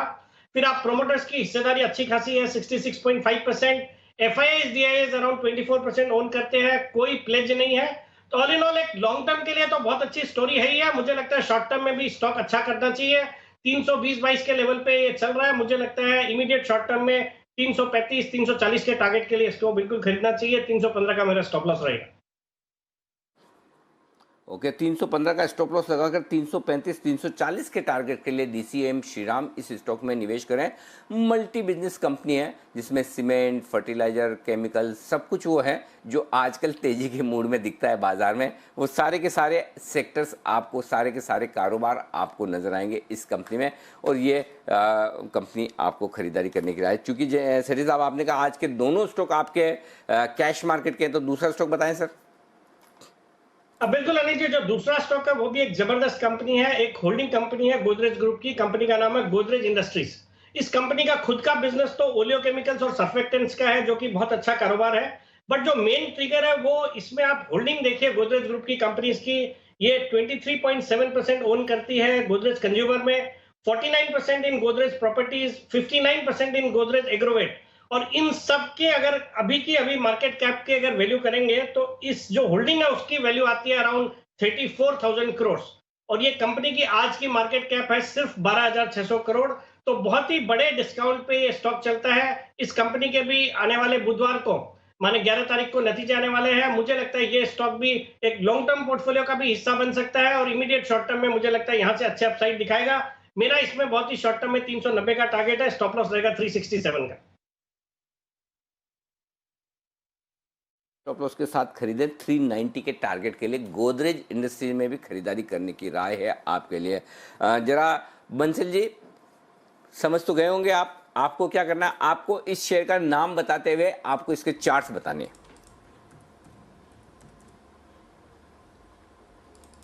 अनिल जी देखिए, नाम तो सेठी जी ने गलत लिया है। इसका ओरिजिनल नाम तो गोदरेज है अनिल जी, गोदरेज की अलमारी होती थी। और अनिल जी चार्ट इसका अच्छा है, नीचे में एक अच्छा सपोर्ट है, थोड़ा सा समय देना पड़ेगा, पेशेंस है जिनके पास पेशेंस है वो बाय एंड होल्ड करे। और यहाँ पर एक बड़े वाला लेवल दे रहा हूँ 350 के नीचे अनिल जी ये स्टॉक लगता नहीं अगले 6 से 8 महीने 350 के नीचे नहीं जाएगा। तो मात्र 30 रुपए का रिस्क है, इसको खरीद के बैठ जाना चाहिए। 460 के लेवल्स एक बार देखने को मिलेंगे अगले 3 से 4 महीने के अंदर, तब इसको रिव्यू करना है। तो गोदरेज इंडस्ट्रीज पर खरीदारी की राय है। गोदरेज इंडस्ट्रीज पर खरीदारी करने की राय, लेकिन आपने एक ही चीज, बाकी सब चीज सही बोली, एक ही चीज गलत बोली कि समय देना पड़ेगा। समय नहीं देना पड़ेगा। सेठी साहब के कॉल में समय वमय नहीं लगता, काम जल्दी हो जाता है, फटाफट वाला काम है। लेकिन आज बड़ी इंटरेस्टिंग चीज़ दिख रही है स्क्रीन पे, देखिए ऊपर कुणाल जी, नीचे सेठी साहब, दोनों ब्लैक में। इधर है ना ये राकेश जी और नीचे फिर इनके विश्वेश जी भी ब्लैक में, ऊपर वागले साहब और नीचे सुमित जी वो ब्लू में, माफ कीजिए दोनों येलो में, बंसल जी और विश्वेश जी, वागले साहब और सुमित जी दोनों, मतलब तीनों लोग आप लोग जोड़ी बनाकर बैठे हैं एकदम, ऐसा लग रहा है वहाँ। खाली मैं ही एकदम ऑड मैन आउट हूँ और बाकी ब्लैक एंड व्हाइट तो हमेशा से फेवरेट कलर है। यहाँ व्हाइट में हमारे दीप है और ब्लैक में किरण जी, तो आप सबके तो जोड़ी बनी है। ओके ठीक है, मैं ऑड मैन आउट। जी किरण जी, कुणाल जी बोलिए। अनिल जी देखिए, अब आपने बात छेड़ी दी है तो एक मन में अनिल जी एक विचार आया था, हाँ। सवेरे मैं संकोच के कारण कह नहीं पाया। तो अनिल जी आपकी ये जो टी शर्ट आपने आज धारण की हुई है अनिल जी, टी शर्ट मुझे बहुत आकर्षित कर रही है, इसका रंग जो अनिल जी बहुत अनूठा है, तो एक आधा कोई एक्स्ट्रा हो तो अनिल जी प्लीज भिजवा दीजिएगा। ड्राई क्लीन के बाद चलेगी? आप बोलो, तैयार है बिल्कुल, अच्छी खासी ऐसी चमका के भेजूंगा, आपको लगेगा ही नहीं कि पहले पहनी हुई है। जी बंसल जी। अनिल जी दिवाली भी। अनिल जी जी कुणाल जी, आपको मालूम है जो अनिल जी ने टी शर्ट पहनी है, अनिल जी ने टी शर्ट पहनी है, ऐसी टी शर्ट्स को वो बादशाह सिंगर है ना जो आपका फैमिली फ्रेंड है, वो लोग पहनते हैं। इसका दाम अगर सुन के तो मैं तो बेहोश हो जाता हूँ। तो पहले आप जरा दाम पता कीजिए, उसके बाद डिमांड कीजिए। ना बहुत ही सस्ती है और नहीं, दाम तो देने ही नहीं है, अगर ऐसी की ऐसी पीस दाम तो देने ही नहीं। जब लेनी हो तो बिल्कुल महंगी वाली लेनी चाहिए, लेकिन वैसे बहुत सस्ती है, बिल्कुल दाम की चिंता न करें। और मतलब इतनी सस्ती कि आसानी से गिफ्ट देने में दर्द ना हो, लेकिन बस आपकी साइज की मिल जाए तो डेफिनेटली कुणाल जी वादा, ये अगर मिल गई तो फिर वैसे क्या है, जनरली क्या अनिल सिंह और अनिल सिंह के कपड़े वो एक्सक्लूसिव पीस है, एक आधी बनते हैं, ज़्यादा बनते नहीं है, इसलिए बाकी समझ तो गए होंगे आप। तो चलिए बढ़ते हैं आगे। इस वक्त बाजार है मजबूत और एक स्टॉक है सबसे ज़्यादा मजबूत, और वो है आपके लिए डिक्सन टेक। स्टॉक लगातार तेजी पे तेजी दिखाता हुआ लाइफ टाइम हाई पर, क्यों, क्या वजह है, आइए जानते हैं। डिक्सन टेक पर हम आपके सामने रिसर्च रखेंगे और बताएंगे। आशीष चतुर्वेदी हमारे साथ है बताने के लिए। आशीष बताइए क्या वजह, स्टॉक भागे जा रहा है। अनिल जी ढेर सारी वजह, आप देखिए कि डिक्सन टेक शानदार तेजी देखने को मिली। पिछले 6 महीने में अगर आप देखें तो 135% का उछाल देखने को मिला, ना कि सिर्फ 6 महीने में, पिछले 5 दिनों में भी अगर आप देखें तो 10% से ज़्यादा तेजी स्टॉक में देखने को मिली है। और कारण ढेर सारे हैं दरअसल। सबसे पहले तो आप देखिए जो इनके तिमाही नतीजे आए थे वो भी काफ़ी शानदार देखने को मिले थे। यहाँ पर इनका सालाना आधार पर जो मुनाफा है वो 22% बढ़ा। और ख़ास बात यह भी कि जिस सेक्टर से जुड़ी हुई कंपनियाँ इलेक्ट्रॉनिक्स और कॉन्ट्रैक्ट मैन्युफैक्चरिंग, वो काफ़ी ज़्यादा बजेंगे। और यहाँ पर देखिए ढेर सारे जो ग्रोथ के ट्रिगर्स हैं वो सामने आ रहे हैं। ये शाओमी के लिए जो है एलईडी टीवीज़ बनाते हैं, और शाओमी ने जो है पिछले 2 साल में 50 लाख से ज़्यादा जो है टीवी सेट्स बेच दिए हैं। मेजर मार्केट शेयर है इनका जिनके लिए कॉन्ट्रैक्ट मैन्युफैक्चरिंग करते हैं। तो आय में जो लगातार ग्रोथ है वो शानदार देखने को मिल रही है। इसके अलावा पूरी लिस्टेड स्पेस में देखें तो ये एकमात्र कंपनी ऐसी है जो कि मोबाइल फ़ोन्स का उत्पादन करती है, मोबाइल फ़ोन्स की मैन्युफैक्चरिंग करती है। और मोबाइल फ़ोन्स की बिक्री अगर आप सिर्फ फेस्टिव सीजन में ही देखें तो ऑलमोस्ट 5 करोड़ पीसेस के आसपास हो चुकी है। यानी ये भी बहुत हाई ग्रोथ बिजनेस है। और अच्छी बात है कि थोड़े दिन पहले कॉर्पोरेट रडार में हम के मैनेजमेंट से बात कर रहे थे, तब इन्होंने बताया कि यहाँ पर मोबाइल मैन्युफैक्चरिंग में जो मार्जिन हैं वो टीवी के मुकाबले या फिर जो इनके अन्य सेगमेंट्स हैं वो भी, उनमें से भी सबसे बेहतर मार्जिन जो है मोबाइल फोन्स में देखने को मिलते हैं। थोड़े दिन पहले इन्होंने जो है मेडिकल डिवाइस इक्विपमेंट का जो मैन्युफैक्चरिंग है उसकी भी शुरुआत की थी, और वहाँ पर भी ठीक ठाक प्रदर्शन देखने को मिल रहा है।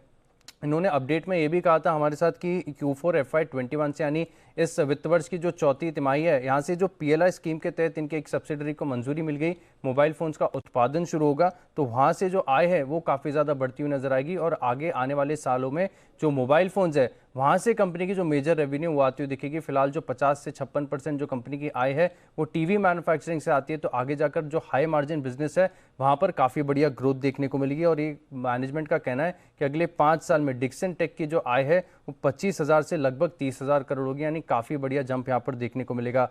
देखिए जो मैनेजमेंट की जो कमेंट्री आती है वो काफ़ी ज़्यादा कॉन्फिडेंट है, लेकिन इसको सपोर्टिव जो है बैकिंग मिल रही है वो ब्रोकरेज हाउसेज से, क्योंकि लगातार हम देख रहे हैं कि स्टॉक पर जो पॉजिटिव रिपोर्ट्स का फ्लो बना रहता है। जेफरीज की थोड़े दिन पहले एक रिपोर्ट आई जहाँ पर इन्होंने जो लक्ष्य है वो करीब 12,600 रुपये का था, यानी आप यहाँ से देखें यहाँ से भी काफ़ी ज़्यादा अपसाइड जो है एक्सपेक्ट की जा रही है और ऐसा माना जा रहा है कि स्टॉक लगातार नए हाईज बनाएगा। ओके तो ये है डिक्सन टेक और मुझे याद है कुणाल जी राकेश जी ने भी इस पर खरीदारी की राय दी थी और बहुत ही बेहतरीन स्टॉक है ये। सिद्धार्थ सेदानी साहब का पसंदीदा शेयर और बाकी तो स्टॉक ने कमाल किया ही आईपीओ के वक्त से 10,000 क्या उस समय 2-2,500 के आसपास ये लिस्ट हुआ था। 1700-1800 का आईपीओ जहाँ तक मुझे याद, अच्छे से तो याद नहीं लेकिन मतलब लिस्टिंग भी बहुत दमदार हुई थी, उसके बाद से लगातार भागते हुए नजर आ रहा है। लेकिन भाग रहे हैं वो सारे ऑप्शन जो बताते हैं नितिन जी, जय ठक्कर, सुमित जी और ऑप्शन का ही चल रहा है जमाना। तो आइए लगाते हैं फिर से एक बार निफ्टी पर निशाना। नितिन जी हमारे साथ है तैयार।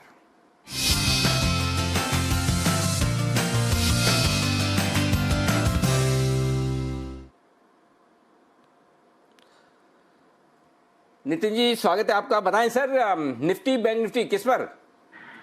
जी निफ्टी की कॉल लेंगे 12,002 की 117 रुपए में मिल रही है अभी, इसको लेना चाहिए और ये मौका मिला है, ऊपर से मार्केट में डिप आई है और करेक्शन पे हमें मिल रहा है तो बहुत बेस्ट प्राइस मिल रहा है, तो 12,200 की कॉल लेनी चाहिए। स्टॉप लॉस 85 का होगा और इस कॉल ऑप्शन को हम कैरी करेंगे 170-175 ऐसे टारगेट होगा। ऐसा लग रहा है कि नेक्स्ट वीक में 12,300 लेंगे तो उसको देखते हुए कॉल ऑप्शन लेके चलेंगे और इसको कैरी भी करेंगे। और लास्ट में जो 45 मिनट्स बचा हुआ है मुझे लग रहा है यहाँ से बाउंस आना चाहिए और ये आज के दिन में 140-45 बिक सकती है। आप कैरी करेंगे तो 170-75 हो सकता है। बिल्कुल और ये बहुत ही बेहतरीन आपके लिए कॉल ऑप्शन और हम भी यही बात कर रहे थे कि खरीदना है बस 50-75 पॉइंट नीचे आ जाए। एग्जैक्टली 12,200 पर आया नीचे, 12,200 से जो घुमाया। देखिए बैंक निफ्टी भी 26,500 आया, 26,500 से वापस यू टर्न लेता हुआ दिख रहा है। तो हर 50-75 पॉइंट निफ्टी आए ले लेना है। बैंक निफ्टी अगर 150-200 पॉइंट का करेक्शन दिखाए तो ले लेना है। निफ्टी पर आप बेहद बुलिश हैं नितिन जी और आपने कह भी रहे जल्दी से कर लीजिए भाई भागने वाला है। बैंक निफ्टी भी कुछ वैसे ही दिखा रहा है सर? देखिए जी अभी क्या हुआ है कि मार्केट में बहुत ज्यादा शॉर्ट पोजीशन है और पूरी शॉर्ट ट्रैप हो गई है, तो ये बहुत तेज शॉर्ट कवरिंग आने की मुझे उम्मीद लग रही है और हम निफ्टी में नए हाइस की तरफ मूव करेंगे और बैंक निफ्टी में भी बहुत अच्छी बाइंग है। तो बैंक निफ्टी भी 27,000 के ऊपर जाने को तैयार है। व्यू पॉजिटिव रखना चाहिए। बैंक निफ्टी में नेकेड ऑप्शंस बहुत कॉस्टली है, इसलिए स्प्रेड बना के चलें तो बेहतर होगा। जैसे आप 26,600 का लेकर के 27,000 की आप बेच करके स्प्रेड बना सकते हैं, उसमें क्या लिमिटेड रिस्क में आप अच्छा प्रॉफिट बना सकते हैं। तो बैंक निफ्टी में 26,600 की लेकर के 27,000 की बेचने में 180 रुपए की कॉस्टिंग है। 120 का स्टॉप लॉस रखें और टारगेट करीब 300-320 का हो सकता है। व्यू बुलिश ही रखना चाहिए। नेकेड की जगह बैंक निफ्टी में स्प्रेड करें और निफ्टी में आप नेकेड कॉल कर सकते हैं। ओके निफ्टी में सीधा सीधा आप कॉल ऑप्शन खरीदे, बैंक निफ्टी में ऊपर 27,000 का बेच दे, एकदम परफेक्ट भी है। 27,000 के आसपास हल्की रुकावट का लेवल है, 27,075 के आसपास वहां तक जाएगा तो फिर आप वहां पर एक कॉल ऑप्शन बेचे तो भी कोई हर्ज नहीं। लेकिन इस बीच वापस से यही बात है, ये खूबसूरती और खासियत है बाजार की कि करेक्शन के बाद तुरंत वापस से दौड़ लगाने की कोशिश करता है।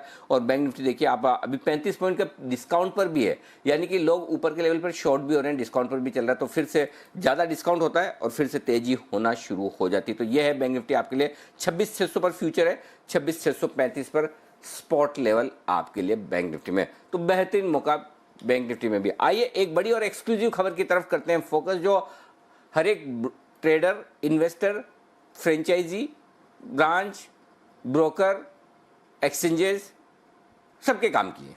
जी हाँ, और ज़्यादातर सबके लिए अच्छी खबर है और अच्छी खबर है कि आपके ट्रेड्स की सेफ्टी और ज़्यादा बढ़ने वाली।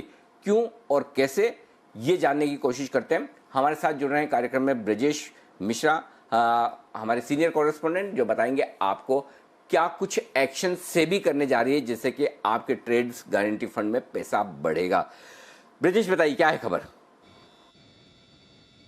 बिल्कुल, ये खबर जुड़ी है निवेशकों के लिए कि जो इन्वेस्टर प्रोटेक्शन फंड होता है एक्सचेंजर्स के पास, उसकी रकम जो है अब वो बढ़ने वाली है।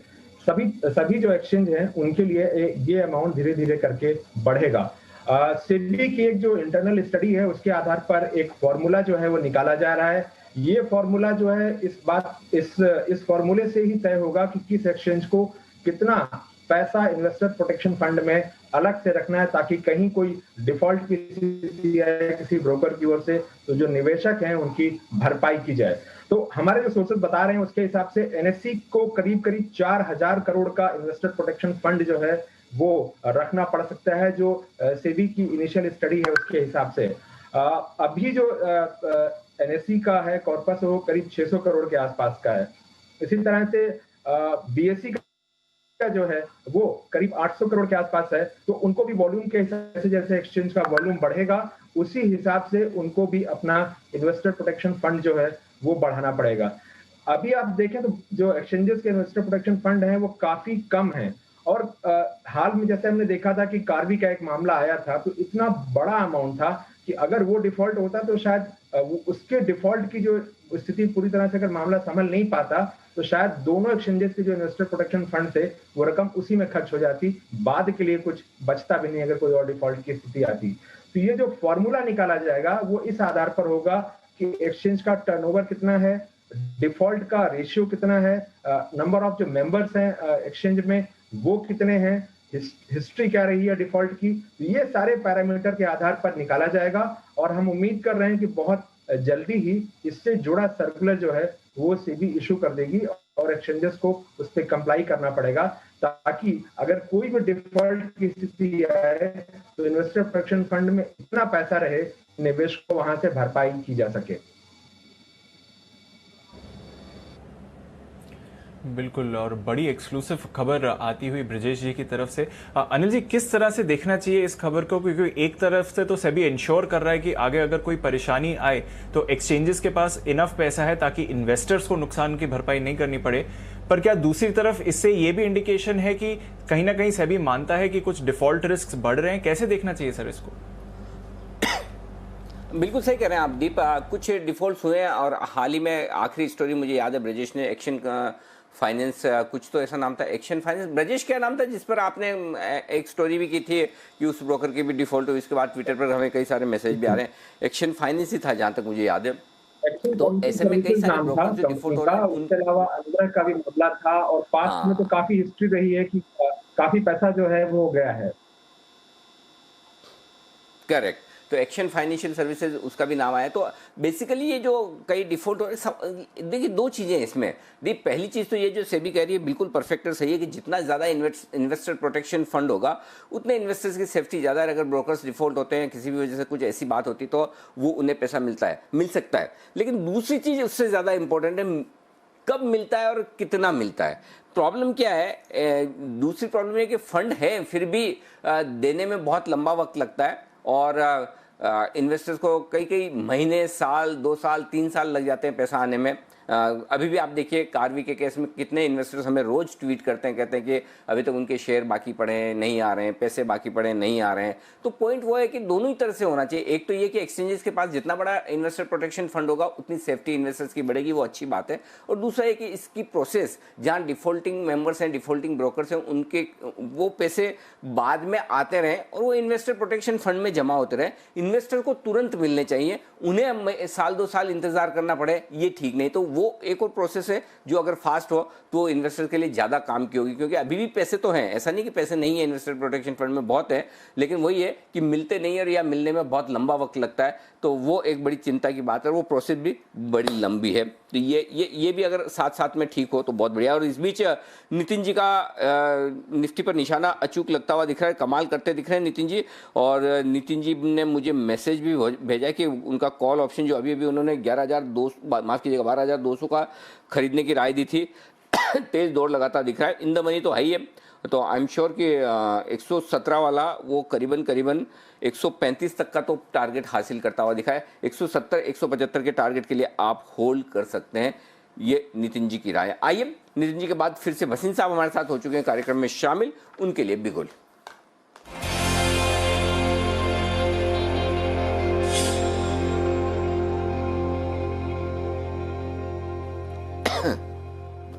स्वागत है सर एक बार फिर से आपका। बताएं सर अपडेट्स और साथ ही आपके फ्रेश कॉल्स आज के लिए बीटीएससी के तौर पर। अपडेट सर, आपको सुबह जो गोदरेज कंज्यूमर दिया था वो आपको कहा होल्ड कीजिए, ऐड मोर। आपको अभी 2 बजे बंधन बैंक दिया था 326 रुपए, वो 334 हो गया। और उसके सामने पैर दिया था LIC शॉर्ट करने का, वो 298 हिट गया, हो गया 304.5 में कहा था। वो दोनों पैर में आपको 3.5% बचे, आप प्रॉफिट बुक कीजिए। अब आपके लिए एक बाय है जो आप कहें तो मैं कहूँ कल के लिए BTSCT। जी सर बताएं। तो अडानी पोर्ट लीजिए सर 369 6.69 में, इसमें 363 का स्टॉप लॉस रख लिया, 385 का टारगेट है। Adani port unquestionably will be the biggest gainer of cross border transit, और उसको वैसे भी दिख रहा है आपको कि उसकी प्रॉफिटेबिलिटी में बहुत ज्यादा इजाफा आएगा। ओके, अदानी पोर्ट ये एक और स्टॉक है, रिजल्ट आ चुके हैं तो कोई ऐसे डरने घबराने की जरूरत है नहीं। 369 369.5 ये है खरीदारी की रेंज।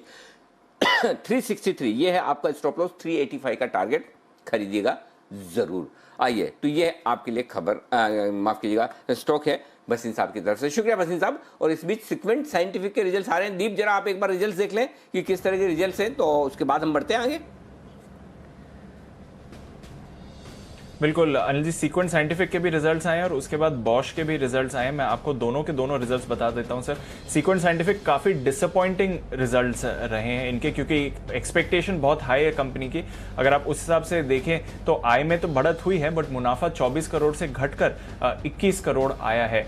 अब इसके अलावा अगर आप देखें तो बॉश, जो पहले एक निफ्टी नेम भी होता था, और भसीन साहब जो हमारे साथ थे उन्होंने कई बार रेकमेंड भी किया, उनके सारे टारगेट्स भी हिट हुए हैं। यहाँ पर आय में हमने ज़रूर बढ़त देखी है, पर कामकाजी मुनाफे में गिरावट देखिए। 337 करोड़ रुपए से घटकर एबिटा आया है इनका 288 करोड़ रुपीस का। और ओवरऑल जो परफॉर्मेंस रही है बॉश की तरफ से वो भी वीक है, क्योंकि मार्जिन 14.6% से घटकर 11.6% आए हैं। और सबसे बड़ी बात अनिल जी, इनका जो मुनाफा है वो 98 करोड़ था, अब मुनाफे से घाटे में आई है कंपनी, 64 करोड़ रुपीस का लॉस हुआ है। तो आय में 7% की बढ़त है, बट एबिटा 14% फिसला है। मार्जिन में हमने 3% का कॉन्ट्रैक्शन देखा है और मुनाफे से घाटे में आई है कंपनी। ये है बॉश आपके लिए। दुनिया में एक दिग्गज ऑटो एंसिलरी कंपनी है और ऑफकोर्स भारत की भी एक बड़ी प्रेजेंस है इसकी।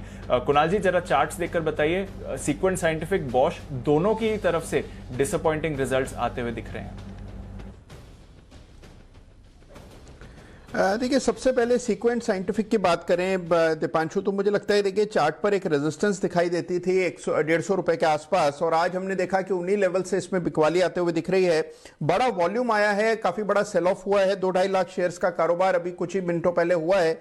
तो मुझे लगता है कि स्टॉक में और नीचे के लेवल्स देखने को मिलेंगे, लेकिन जो बड़े सपोर्ट हैं वो 142 रुपए के आसपास नजर आते हैं। अब 144 तो हो ही गया है, तो 142 का लेवल ब्रीच हो तभी अब इसमें एग्जिट करना चाहिए। जिनके पास पोजीशन है फिलहाल बने रहें, 142 का स्टॉप लॉस रखकर होल्ड करने की राय है, नई खरीद नहीं करनी है। रहा सवाल बॉश का, तो हालांकि देखिए रिजल्ट अच्छे नहीं है और उसके बाद कुछ रिएक्शन भी आता हुआ दिख रहा है, लेकिन चार्ट को देखकर लगता है दीपांशु की स्टॉक में तेजी बननी चाहिए। तो मुझे ऐसा लगता है कि जैसे ही स्टॉक आज इंट्राडे हाई अपना जो 12,250 का है उसको पार कर ले तो फिर इसमें और तेजी बनेगी। तो मैं बॉश को लेकर के काफी पॉजिटिव हूं, मेरी यहां पर होल्ड करने की राय है और 12,250 के ऊपर नई खरीदारी की भी मेरी राय रहेगी। देखना पड़ेगा बॉश में अगर कोई एक्सेप्शनल आइटम है जिसकी वजह से इतने बड़ा घाटा आया है मुनाफे के मुताबिक, बट सीक्वेंट साइंटिफिक में एक एक्सेप्शनल आइटम है 9 करोड़ रुपीस का, तो शायद अगर आप उससे एडजस्ट करें तो मुनाफे की सिचुएशन उतनी खराब नहीं है। बट डेफिनेटली बॉश में देखना पड़ेगा कि क्या वजह है इस घाटे की, कुछ एडजस्टमेंट लिया है, कोई टैक्स एडजस्टमेंट है, कोई एक्सेप्शनल आइटम है जिसकी वजह से परफॉर्मेंस रही, क्योंकि आय में तो 7% की बढ़त कंपनी ने जरूर दिखाई है। जी अनिल जी।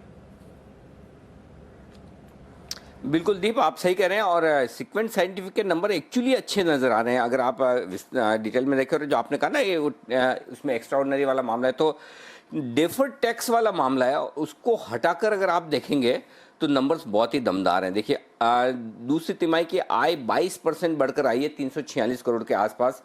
कामकाजी मुनाफा बहुत तगड़ा बढ़ा है, 58% बढ़कर आया है और ये लगभग 60 करोड़ के आसपास पहुंचा है। मार्जिन 4% बढ़े, 13.3% से 17.3%। तो एकदम आपने सही वक्त पर ये बताया कि यहाँ पर एक्स्ट्राऑर्डिनरी जो ये टैक्स का मामला था उसको हटाकर आप देखेंगे तो वाकई में रिजल्ट्स बहुत बहुत दमदार है। इनफैक्ट अच्छे नहीं, बहुत अच्छे रिजल्ट माने जाने चाहिए अगर इसको हटाकर देखें तो। मार्जिन 4% बढ़कर आना बहुत बढ़िया है, कामकाजी मुनाफा 58% बढ़कर आना है, ये इस बार 80 करोड़ का टैक्स आया है, जबकि पिछली बार ये 16 करोड़ के लॉस के तौर पर था। तो उस लिहाज से देखा जाए तो नंबर्स एडजस्टमेंट के बाद जो नंबर्स हैं, कई बार यही होता है कि रिजल्ट्स में आप जो on the face of it जो रिजल्ट दिखते हैं और एक्चुअली अंदर एडजस्टमेंट के बाद रिजल्ट्स बहुत ही अलग तरीके की तस्वीर दिखती है। और यही वजह कि बाजार का पहला रिएक्शन उन नंबर्स पे होता है जो टॉप लाइन नंबर्स होते हैं, उसके बाद जब आप अंदर देखते हैं तो नंबर्स अलग तरीके दिखते हैं। तो उस लिहाज से नंबर्स बहुत ही अलग आते हुए दिख रहे हैं इस वक्त और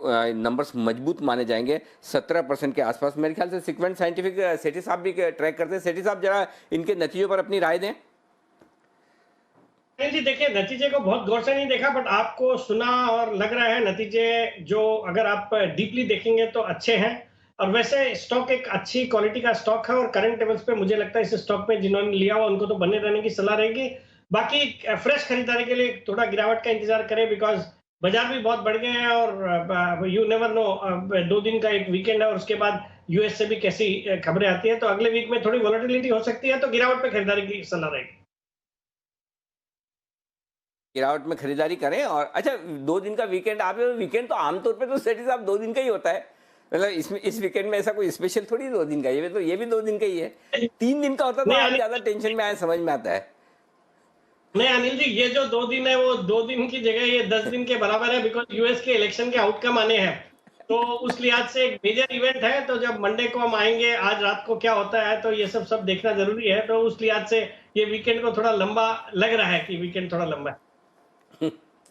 हमने तो टेंशन लेना ही छोड़ दिया, क्योंकि अभी क्या है, इतनी टेंशन ली उसके बावजूद कुछ तो हुआ ही नहीं। देखो कहाँ सब डरे थे ट्रम्प साहब जीतेंगे तो ये हो जाएगा वो हो जाएगा, कुछ होता है।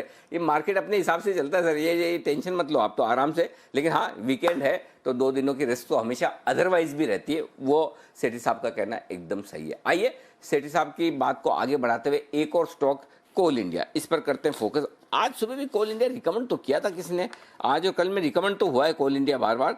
और कोल इंडिया में एक इंटरेस्टिंग डेवलपमेंट होता हुआ दिख रहा है। 20 नवंबर को इनके डिविडेंड के लिए रिकॉर्ड डेट तय हुई है। आजकल तो डिविडेंड का जमाना चल रहा है भाई साहब, एक के बाद एक बड़े बड़े बढ़िया डिविडेंड आते हुए दिख रहे हैं। तो कोल इंडिया भी क्या कुछ डिविडेंड के मामले में कमाल कर सकता है। हमारी रिसर्च टीम आपको एक्सक्लूसिव रिसर्च बनाकर तो देगी ही कि कितना डिविडेंड आ सकता है। लेकिन कोल इंडिया जो तेजी दिखा रहा है, जरा राकेश जी आपका बड़ा फेवरेट है कोल इंडिया, बताएं सर।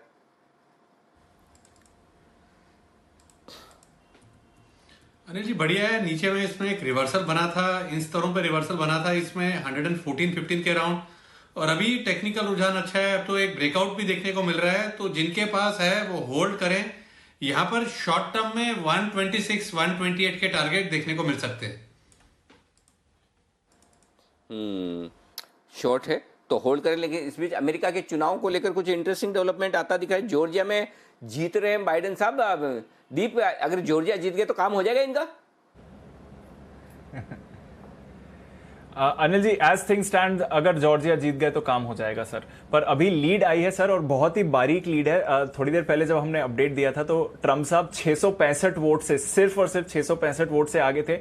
अब फाइनली बाइडेन साहब आगे हो गए हैं, सिर्फ और सिर्फ 900 वोट्स हैं। तो बहुत बड़ा मार्जिन नहीं है सर, बहुत बारीकी का है। अगर आप परसेंटेज को राउंड ऑफ करें तो अभी भी लेवल ही आपको दिखेंगे दोनों के दोनों 49.4% के। 99% वोट्स काउंट हो चुके हैं, सिर्फ कुछ हजार वोट्स ही बाकी हैं अब काउंट होना।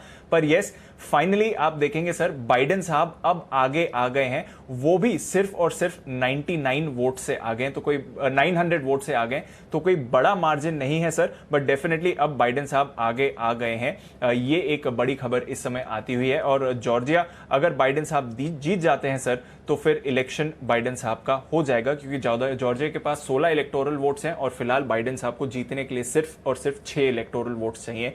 तो मामला अभी भी टक्कर का है, क्योंकि ये फाइनल रिजल्ट्स नहीं है और शायद रिकाउंट होगा। ट्रम्प साहब लीगली अभी भी चैलेंज कर रहे हैं, बट डेफिनेटली लंबे समय बाद जो सिचुएशन बिल्डअप होती हुई दिख रही थी, अब सिचुएशन ये है कि जॉर्जिया में बाइडेन साहब आगे आ गए हैं 900 वोट से सर। परफेक्ट। तो ये है आपके लिए इस वक्त यूएस चुनाव का अपडेट, जॉर्जिया में जो बाइडेन साहब।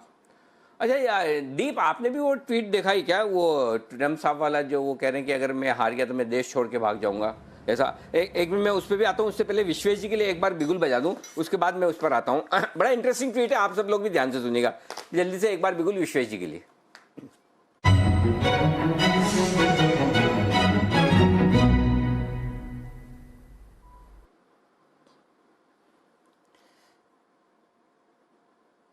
जी विश्वेश जी। देखिए अनिल जी, अगर मार्केट को करंट लेवल पे स्टेबल रहना है या यहाँ से ऊपर जाना है तो मुझे लगता है आईटी को सपोर्ट करना पड़ेगा। और जैसे मैं देख रहा हूँ टीसीएस, टेक महिंद्रा और एचसीएल टेक तीनों अभी ऐसा मोमेंट दिखा रहे हैं कि 15-20 दिन की अंडर परफॉर्मेंस के बाद शायद वापस आईटी यहाँ से लीड लेगा और शायद यूएस का आउटकम जो है वो IT as a favourable read कर सकता है। तो मुझे लग रहा है करंट लेवल पे एचसीएल टेक में बहुत ही ब्यूटीफुल रिस्क रिवॉर्ड है, तो एचसीएल टेक खरीदना चाहिए। करीबन 845 के आसपास चल रहा है, तो मेरे हिसाब से एचसीएल टेक खरीदिए करंट स्तर पे। 830 का स्टॉप लॉस रखिए और मुझे लगता है अगर आप 3 से 5 दिन का समय दे तो 870 और 900 के लेवल आपको देखने मिल सकते हैं एचसीएल टेक में। और सारे आईटी स्पेस को अगर आप खंगालोगे तो आपको समझ में आएगा उनकी जो रैंकिंग है रिलेटिव टू मार्केट अभी भी अंडर परफॉर्मर है, लेकिन अक्टूबर हाई से उन्होंने काफ़ी अच्छा 15 दिन का कंसोलिडेशन कर दिया है। तो अगर यहाँ से मार्केट चलना है तो आईटी चलेगा, तो एचसीएल टेक खरीदना है 830 के स्टॉप से। 870 और 900 के टारगेट के लिए एचसीएल टेक लॉन्ग करें।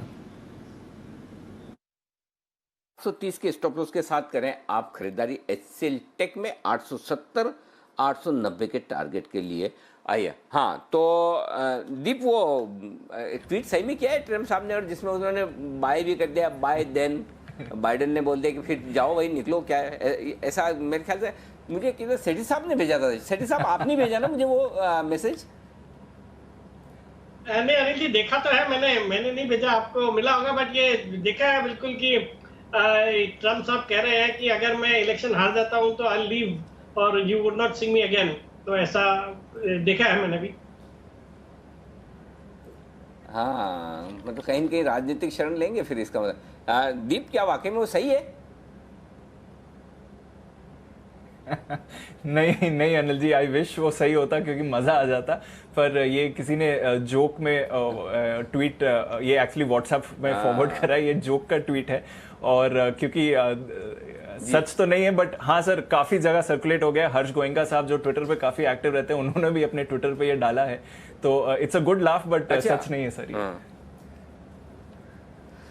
बिल्कुल वही उन्होंने फिर बाइडेन साहब का नाम ही चेंज किया, BI by DN then bye then, तो मतलब इसका मतलब जाओ चलो। अच्छा इस बीच हम जा रहे हैं कुणाल जी के पास। कुणाल जी कुछ कहना चाहते हैं? जी कुणाल जी।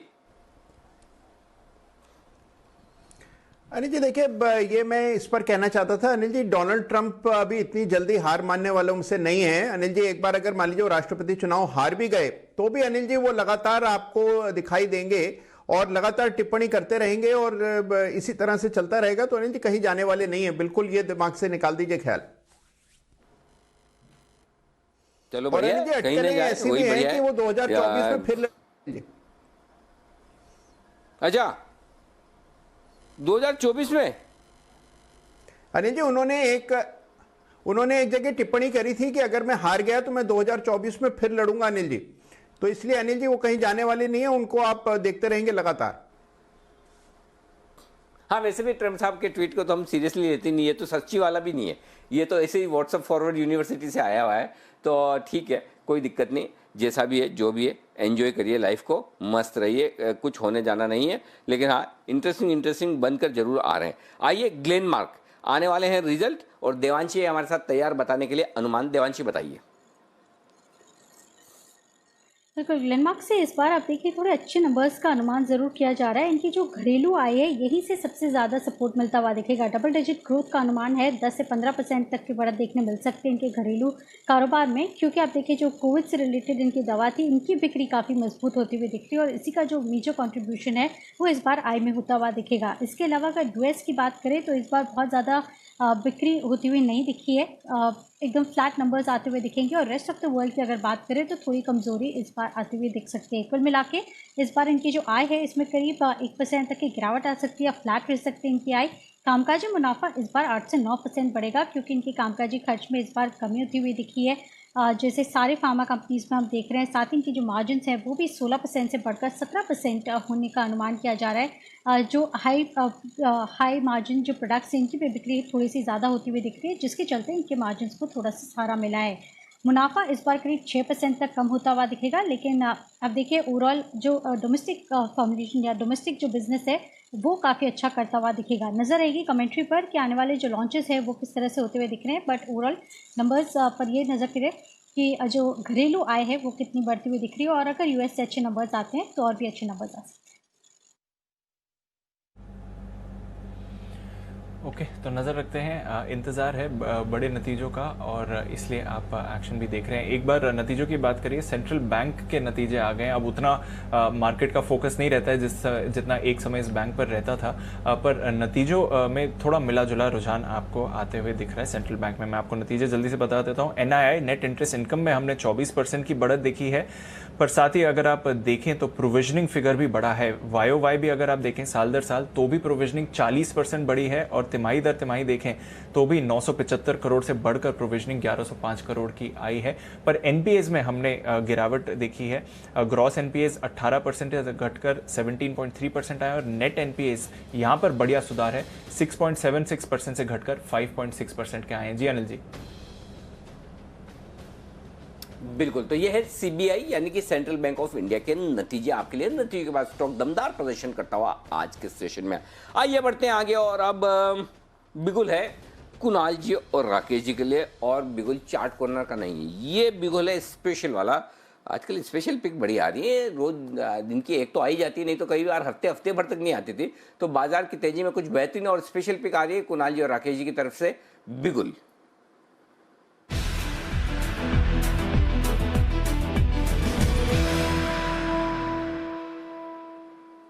और आजकल किरण जी स्पेशल पिक नहीं दे रहे हैं। किरण जी आजकल आपके यहाँ बड़ी सुस्ती छाई हुई है, जरा आप भी मतलब अलर्ट हो जाइए। कुणाल जी राकेश जी सारे स्पेशल पिक धीरे धीरे अपने नाम पे करा लेंगे, देख लेना। बताएं सर। अनिल जी देखिए, स्पेशल पिक है हमारी, और ये स्टॉक जो है अनिल जी काफी पिटा हुआ है। पिट जाने के बाद इसमें अब वापस से जान आते हुए दिख रही है। और अनिल जी मेरा ऐसा मानना है कि जो सरकारी कंपनियां हैं वो अभी इन स्तरों पर एक बहुत अच्छा प्ले बन सकती हैं, और इनसे आप 25 से 30% का बहुत सेफ रिटर्न आने वाले एक साल में मिल सकता है। और हमने जो कंपनी अनिल जी चुनी है वो है इंजीनियर्स इंडिया, जिसका चार्ट बहुत दमदार है। आज हम एक बहुत बड़ा ब्रेकआउट चार्ट पर आते हुए देख रहे हैं, और ये जो लेवल्स हैं ये इसके लिए बहुत ही अच्छे लेवल्स हैं, क्योंकि यहां पर मेजर सपोर्ट्स हैं। इंजीनियर्स इंडिया हमारी पिक है। Over to Rakesh ji. अरे जी, बेसिकली इन्फ्लेक्शन पॉइंट है, वर्स्ट ओवर है, नीचे में 60 रुपए काफी बड़ा बेस है, बट हम जो स्टॉप लॉस दे रहे हैं वो है 65 रुपए। 65 के नीचे की क्लोजिंग है तब निकले। पहला टारगेट है 73 और फाइनल टारगेट है 80 रुपीज। इंजीनियर्स इंडिया पर खरीदारी की राय है।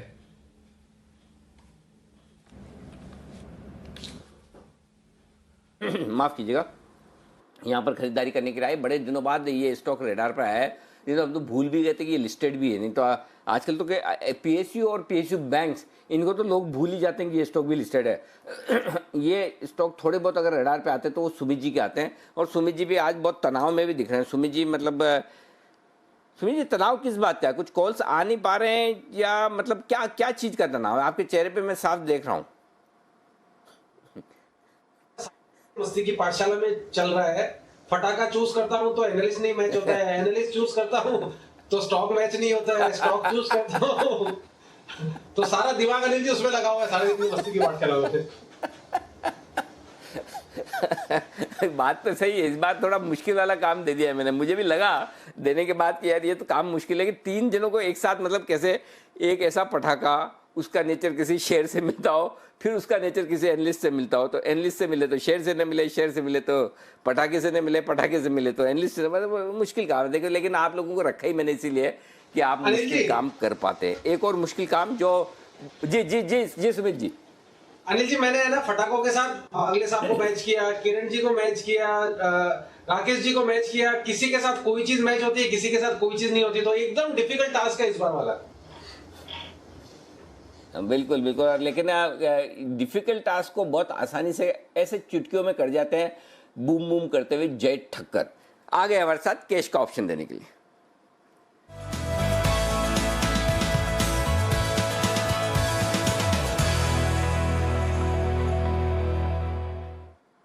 जय, बताइए क्या करना है? Very good afternoon to Anil ji. Anil ji, हमारे मॉर्निंग के भी जो 12,150 का कॉल ऑप्शन दिया था, वहाँ के टारगेट सारे हासिल हो चुके हैं निफ्टी में। वहाँ पे भी ट्रेडर्स प्रॉफिट बुक कर सकते हैं फॉर श्योर।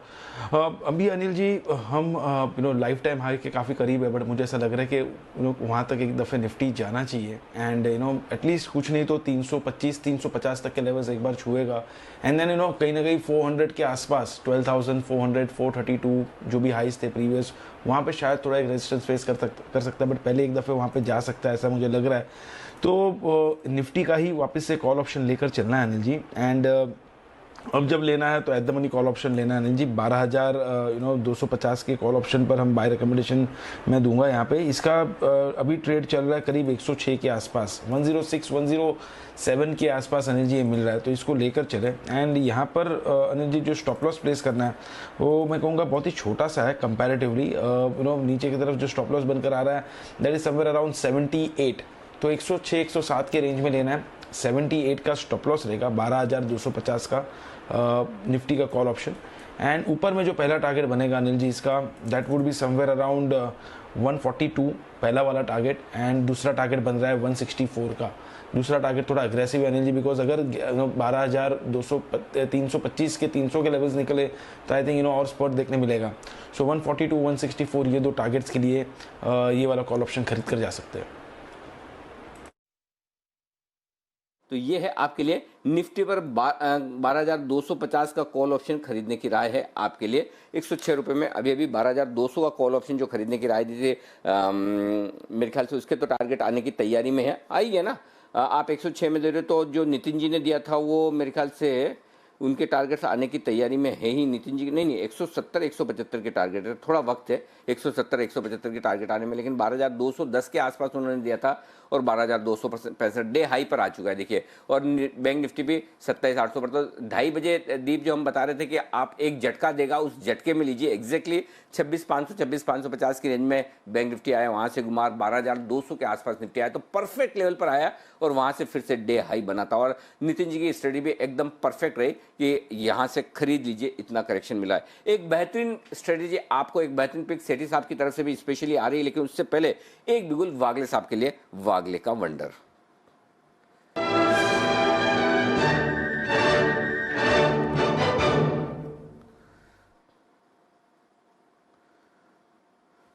बताएं वागले साहब।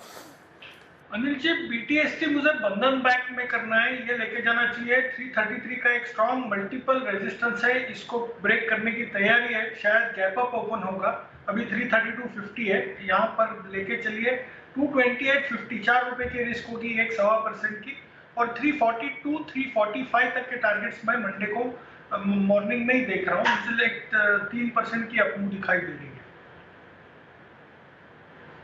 ये पूरी तरह से अपने रुकावट के बंधन तोड़ने को तैयार है बंधन बैंक। 330 के ऊपर की क्लोजिंग वाकई में बड़े ब्रेकआउट की ओर संकेत करें। बार बार यही आके अटकता है 300 227 333 रेंज में आकर अटक जाता है, लेकिन आज उसके रेंज के ऊपर बंद दे रहा है। इसका मतलब सोमवार के लिए और अगले हफ्ते के लिए इसका भविष्य उज्जवल नजर आता है। ये बंधन बैंक आपके लिए खरीदारी करने की राय है इस वक्त सेठी साहब, माफ कीजिएगा वागे साहब की तरफ से। और सेठी साहब आप भी तैयार है, आपके लिए भी एक बार बिगुल हो जाए?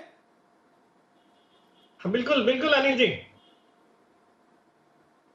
सेठी साहब की शॉर्ट टर्म पिक।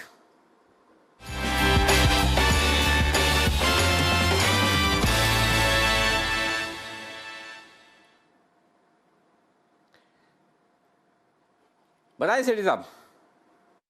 बिल्कुल अनिल जी, देखिए बाजार में जिस तरह का एक मूव आईटी स्टॉक्स में देखा जा रहा है, मुझे लगता है ये जो यूएस में इलेक्शंस है जहां पे ऐसे माना जा रहा है कि इवन इफ जो Biden comes to power, senate में उनकी मेजोरिटी नहीं रहेगी तो कुछ ज्यादा बदलाव नहीं कर पाएंगे, और उसके कारण से ये जो आईटी स्टॉक्स में मुझे लगता है एक अच्छी तेजी आने वाले वीक में देखने को मिलेगी। तो यहाँ से इन्फोसिस पे करंट लेवल पे खरीदारी करने की सलाह है। 1113-14 के लेवल्स है नवंबर फ्यूचर्स के, मुझे लगता है इस स्टॉक को खरीदना चाहिए। आने वाले वीक में we could see levels of 1140 1150 on this stock.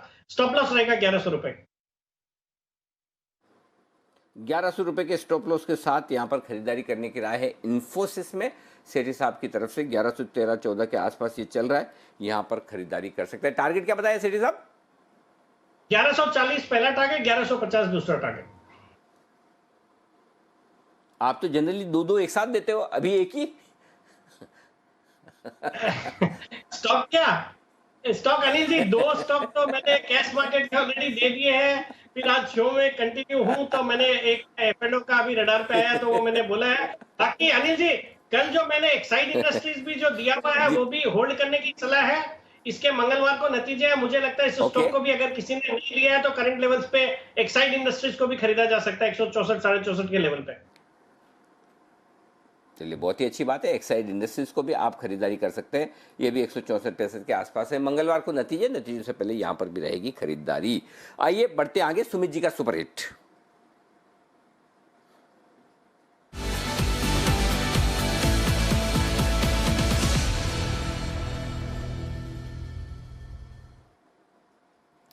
बताइए सुमित जी। अनिल जी, बाय का स्टॉक रडार पे आया है और बहुत दिनों के बाद ये स्टॉक रडार पे आया है और ये स्टॉक फटने वाला है, यानी भागने वाला है। स्टॉक का भाव चल रहा है अनिल जी 21 रुपए 5 पैसे। स्टॉक का नाम है NHPC। स्टॉक का नाम है NHPC।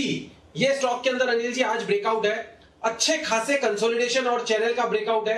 स्टॉक यहां से बहुत बढ़िया अपसाइड मूव दिखाने को तैयार है।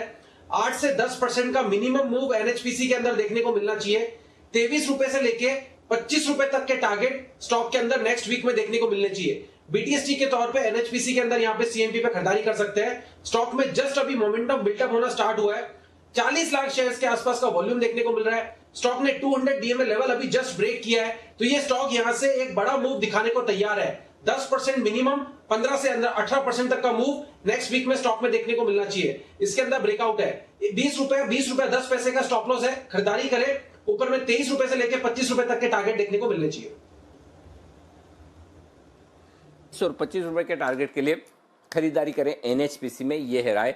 अब लग रहा है सुमित जी आए फॉर्म में। सुमित जी, जब तक कैश के स्टॉक्स 50, 75, 100, 200 रुपए वाले स्टॉक्स ना दे, तब तक लगता ही नहीं कि सुमित जी फॉर्म में है। ऐसा लगता है कि सुमित जी मतलब थोड़ा धीमे धीमे करके करें। तो आइए, NHPC यहाँ पर खरीदारी करने की राय 20 रुपए के स्टॉप लॉस के साथ। जय तैयार है अपने जैकपॉट के साथ।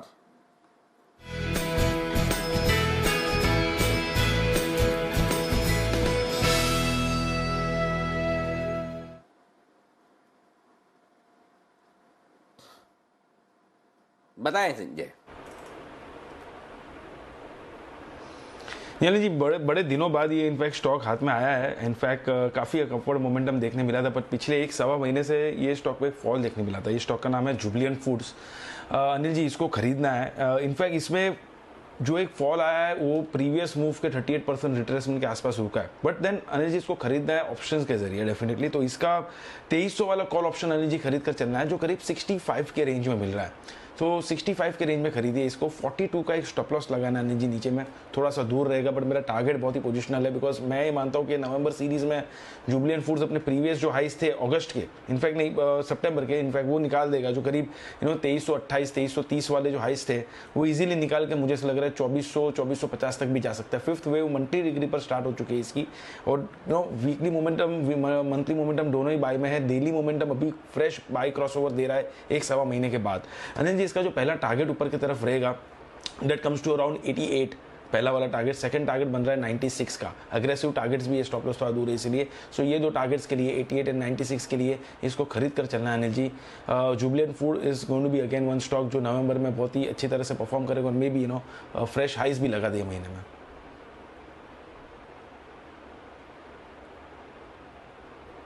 नज़र शानदार तेज़ी के लिए तैयार हो रहा है और ये आने वाले कुछ हफ्ते इस स्टॉक के लिए काफ़ी मजबूत रह सकते हैं। पर जल्दी से बिगुल बजाते हैं अनिल जी के लिए और आज की फाइनल स्ट्रैटेजी जान लेते हैं।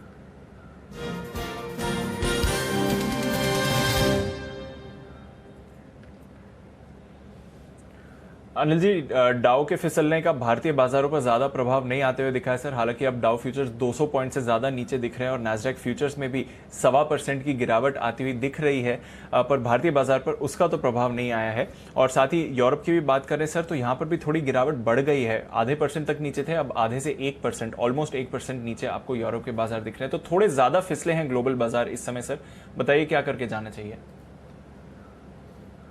प्रॉफिट बुक करके जाना चाहिए दीप, और सोमवार को फिर से आप ले लेंगे, कोई दिक्कत वाली बात नहीं। और अगर आपको लगता है नहीं ठीक है हम अच्छे मुनाफे में बैठे हैं और रिस्क लेने की कैपेसिटी, तो ऊपर का एक कॉल ऑप्शन बेच कर जा सकते हैं। मसलन आप बैंक निफ्टी पर आप 27,000 का एक कॉल बेच कर जा सकते हैं अगर चाहें तो, और निफ्टी पर आप चाहें तो 12,400 का कॉल आप बेच कर जा सकते हैं, वो कर सकते हैं अगर चाहें तो। नहीं तो अदरवाइज आपकी अच्छी प्रॉफिट में पोजीशन होल्ड करें। मेरा ये मानना है कि डे हाई पर, हफ्ते के हाईएस्ट पॉइंट पर आप बंद हो रहे हैं तो ऐसे तो कोई कमजोरी है नहीं, लेकिन खरीदारी करने के लिए अगर आप हल्के रहेंगे तो अगर गलती से किसी वजह से, अगर जिस तरह से आपको थोड़ा बहुत ग्लोबल मार्केट्स में कमजोरी का रुझान दिख रहा है, उसके चलते एक सुस्त या कमजोर शुरुआत हो तो वहाँ पर एक आपको एंट्री करने का मौका मिल सकता है। अगर खाली है तो ज़्यादा कर पाएंगे, नहीं खाली है तो थोड़ा कम कर पाएंगे, बट इन एनी केस अगर पोजीशन कैरी करनी है तो अभी कोई दिक्कत वाली बात नहीं। तो मेरा ये मानना है फ्रेश खरीदारी सोमवार के लिए रखें, अच्छा प्रॉफिट हो रहा है ले लें, सोमवार को फिर से देखेंगे 2 दिन की रिस्क भी क्यों रखनी, उसके बाद वापस से फ्रेश एंट्री कर लेंगे। बाजार खराब नहीं है, खाली आपको फ्रेश एंट्री करने के लिए अगर थोड़ा नीचे का लेवल मिलेगा तो आप प्रॉफिट में ज़्यादा रहेंगे, इतनी सी बात है। जी दी बिल्कुल, तो सब बढ़िया है, कोई टेंशन की बात नहीं है। चाहे तो प्रॉफिट बुक ज़रूर कर लीजिए क्योंकि बाज़ार में एक्शन है, बट इवेंट्स अभी भी बाकी हैं। जहां तक अमेरिका के चुनाव के नतीजों का सवाल है, बाइडेन साहब की जॉर्जिया में लीड तो आ गई है, बट अब ये क्या इसका मीनिंग आता है, क्या फाइनल काउंट आता है, उसके लिए अभी भी इंतजार करना पड़ेगा। और कुछ आंकड़े तो ये भी बता रहे हैं कि कुछ हफ्तों के लिए इंतजार करना पड़ सकता है। देखते हैं कितने सच हैं या नहीं। पर कुछ और स्पेसेस जहां पर आज बढ़िया एक्शन देखने को मिला है, एक स्टॉक जो आज इस पर ज़्यादा चर्चा नहीं हुई, उससे पहले मैं सोनाटा सॉफ्टवेयर के नतीजे आपको बता देता हूँ। और कुणाल जी आप चार्ट पुल अप कर लीजिए सोनाटा सॉफ्टवेयर का। ये भी एक एक्टिवली ट्रेडेड या एक्टिवली ट्रैक स्टॉक है। आय में हमने गिरावट देखी है, तिमाही दर तिमाही की अगर बात करें तो 952 करोड़ से घटकर आय 804 करोड़ के करीब आई है। 4 रुपये पर शेयर का अंतरिम डिविडेंड भी इन्होंने घोषित किया है, वो तो ठीक है। मुनाफे में भी हमने थोड़ी सी गिरावट आती हुई देखी, तो उतने अच्छे नतीजे नहीं है जितना समथिंग लाइक सोनाटा सॉफ्टवेयर का एक्सपेक्टेड है। आय में 15% की गिरावट है और मुनाफे में 14% की बढ़त आई है। कामकाजी अगर मुनाफे देखें, एबिट जो है वहां पर अच्छी बढ़त है, 15% की एबिट मार्जिन्स में अच्छी बढ़त है, बल्कि बढ़िया एक्सपेंशन है। 7.1% से बढ़कर 9.7% आए, तो ओवरऑल तो नतीजे काफी अच्छे हैं, ऑपरेशनली अच्छे नतीजे हैं, पर आय में 15% की गिरावट है सोनाटा सॉफ्टवेयर के लिए। कुणाल जी चार्ट क्या बता रही है? देखिए चार्ट पर देखें दीपांशु, तो मुझे लगता है कि एक बेरिश इनगल्फिंग कैंडल आज के चार्ट पर बनती हुई दिख रही है, जो कि थोड़ा बेरिश मानी जाती है, और हो सकता है कि आपको एक करेक्शन देखने को मिले जिसमें आने वाले कुछ दिनों में हो सकता है 320 के स्तर आपको देखने को मिल जाए। तो कोई बहुत सीवियर करेक्शन भी दिखाई नहीं देता है, लेकिन एक साइडवेज रेंज बाउंड ट्रेड देखने को मिलेगा। तो खरीदारी की राय नहीं है। जो लंबी अवधि के निवेशक हैं वो निश्चिंत होकर के बने रह सकते हैं। शॉर्ट टर्म ट्रेडर्स को 320 का एक स्टॉप लॉस जरूर रखना चाहिए। ओके, तो 320 का स्टॉप लॉस रखिए। स्टॉक फिलहाल ऑफ कोर्स रिएक्ट कर रहा है क्योंकि आय में हमने भारी गिरावट देखी है, बट ऑपरेशनली काफी अच्छे नतीजे आते हुए दिखे हैं जहां तक सोनाटा सॉफ्टवेयर का सवाल है। विश्वेश जी के लिए बिगुल बजाते हैं, विश्वेश के विशेष।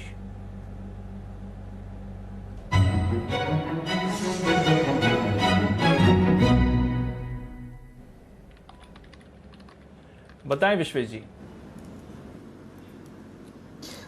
देखिए मैंने थोड़ी देर पहले आईटी पे बाय दिया था और मैंने जिस हिसाब से ये कहा था कि अभी यहाँ से अगर इंडेक्स को ऊपर जाना है तो आईटी खींच सकता है। देखिए पिछले इन्फोसिस, एचसीएल, टेक महिंद्रा सारे ऊपर है। मुझे लग रहा है IT is gonna be the flavour of the next 5 days. और आईटी में जो सबसे अच्छा लग रहा है एचसीएल टेक, वो मैंने बाय दे दिया। अब जो दूसरा स्टॉक है वो भी मुझे करंट लेवल पे अच्छा लग रहा है, वो है विप्रो। विप्रो का 350 का कॉल ऑप्शन 7 रुपये के आसपास मिल रहा है। तो दीपांशु मुझे लगता है कि विप्रो भी यहाँ से बड़ा मुंह दे सकता है। तो 7 रुपये के आसपास विप्रो का 350 का कॉल ऑप्शन कैरी करना चाहिए। बहुत बड़ा स्टॉप लॉस नहीं, यहाँ पे 4 रुपये का स्टॉप लॉस रखिए। मुझे लगता है 14 रुपये और 20 रुपये ये 2 टारगेट मिलेंगे, क्योंकि विप्रो लास्ट वीक में बहुत अच्छा परफॉर्म किया था और उसके बाद में इन सब का जो कंसोलिडेशन है वो कहीं ना कहीं और हो गया है। तो विप्रो की 350 कॉल में खरीदारी की राय होगी 7 रुपये के आसपास। 4 रुपये का स्टॉप लॉस रखे। 14 रुपये और 20 रुपये ये 2 टारगेट रहेंगे विप्रो के 350 के कॉल में। ओके, विप्रो 350 का कॉल। आईटी की अर्निंग्स आती हुई, सेक्टोरल रोटेशन अगर अब होगा बाजार में तो आईटी पर नजर रखिए। पिछले कुछ दिनों से सुस्ती है। जल्दी से बिगुल सुमित जी के लिए, सुमित के सुपर हिट।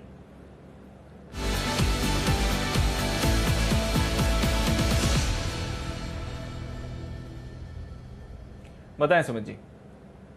हिमांशु, एक और एक बाय का स्टॉक रडार पे आया है नेक्स्ट वीक के लिए, बीटीएसटी के तौर पे इस पे खरीदारी कर सकते हैं। स्टॉक का भाव चल रहा है 52 रुपए 10 पैसे। स्टॉक का नाम है ITD cementation India limited, ITD cementation India limited, जिसका सिंबल है ITDCEM। इसके अंदर खरीदारी करें, 52 रुपए 10 पैसे के आसपास स्टॉक अभी ट्रेड कर रहा है। स्टॉक के अंदर ब्रेकआउट आ रहा है, स्टॉक के अंदर एक साइडवेज चैनल का ब्रेकआउट है। स्टॉक यहां से ऊपर में मेरे को लग रहा है कि नेक्स्ट वीक में 58 रुपए से लेके 60 रुपए तक का अपसाइड मूव दिखाएगा। नीचे में स्टॉप लॉस बहुत छोटा सा बैठ रहा है, 49 रुपीज के स्टॉप लॉस से इसके अंदर खरीदारी करें। 58 से 60 रुपए तक के टारगेट के लिए नेक्स्ट वीक में देखने को मिल सकते हैं। बीटीएसटी के तौर पे इसमें ट्रेड कर सकते हैं।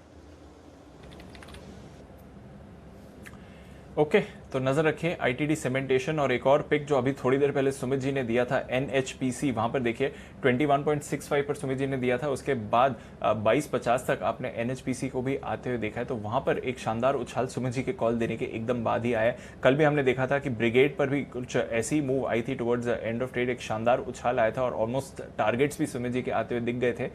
एनएचपीसी थोड़ी देर पहले और अब आईटीडी सीमेंटेशन, इन दोनों स्टॉक्स पर भी आप रखिए नजर। सुमित जी की रीसेंट कॉल्स हैं ये। पर आइए जल्दी से बाजार का एक्शन देख लेते हैं। क्लोजिंग की तरफ जा रहे हैं और डेज हाई की तरफ क्लोजिंग के लिए बाजार तैयार हो रहे हैं। रिलायंस इंडस्ट्रीज 2000 के पार गया है, 2020 पर क्लोजिंग हो रही है। अनिल जी ने 1850 के लेवल्स के आसपास आपको कहा था, अब भरोसा रखिए स्टॉक मूव दिखाएगा। और आज का स्टॉक ऑफ द डे भी था, टारगेट्स भी आए, उसके आगे भी गया, तो बढ़िया मूव रिलायंस पर आते हुए सेठी साहब ने भी यहाँ पर भरोसा जताया था। इंडसइंड बैंक इस वीक का टॉप गेनर, 15% की रैली इस हफ्ते आई है। आज भी देखिए 3.5% की गेन के साथ ये बंद हो रहा है। यही नहीं, एचडीएफसी बैंक दोनों से सपोर्ट मिलता हुआ, कोटक बैंक में अच्छी परफॉर्मेंस, बजाज फिनसर्व आज का टॉप गेनर है निफ्टी के लिए। बजाज फाइनेंस में भी अच्छा एक्शन है और अब क्लोजिंग के समय आईटी स्टॉक्स एक्शन में आते हुए दिखे। Infosys, tech Mahindra, Wipro, HCL tech, इन सभी में आपने खरीदारी देखी। यूपीएल हालांकि इस हफ्ते 5.5% गिरा है, बट आज थोड़ा बाउंस बैक इस स्टॉक ने जरूर दिखाया है। Ayesha Motors, Bajaj auto, Tata Motors, यहाँ पर भी खरीदारी आती हुई देखिए। एनटीपीसी ये भी आपको आज एक्टिव दिखा। पर दूसरी तरफ मारुति में थोड़ी मुनाफा वसूली थी, 2.5% नीचे। भारतीय एयरटेल में गिरावट थी। एशियन पेंट्स, डॉक्टर रेड्डीज, सन फार्मा, सिप्ला और आईटीसी, यहाँ पर भी गिरावट आती हुई देखिए। आईटीसी के ऑफकोर्स नतीजों का भी इंतजार है, देखते हैं किस तरह के रहते हैं और कुछ डेवलपमेंट आता है डिविडेंड को लेकर या नहीं, वहां पर भी नजर आएगी। इंडिया बुल्स हाउसिंग पार्टिसिपेट नहीं किया था इसने आज तक, बट आज थोड़ी रैली इसमें आती हुई दिखी, 5% ऊपर। Motherson Sumi, Apollo tyres, Godrej properties bounce back यहाँ पर।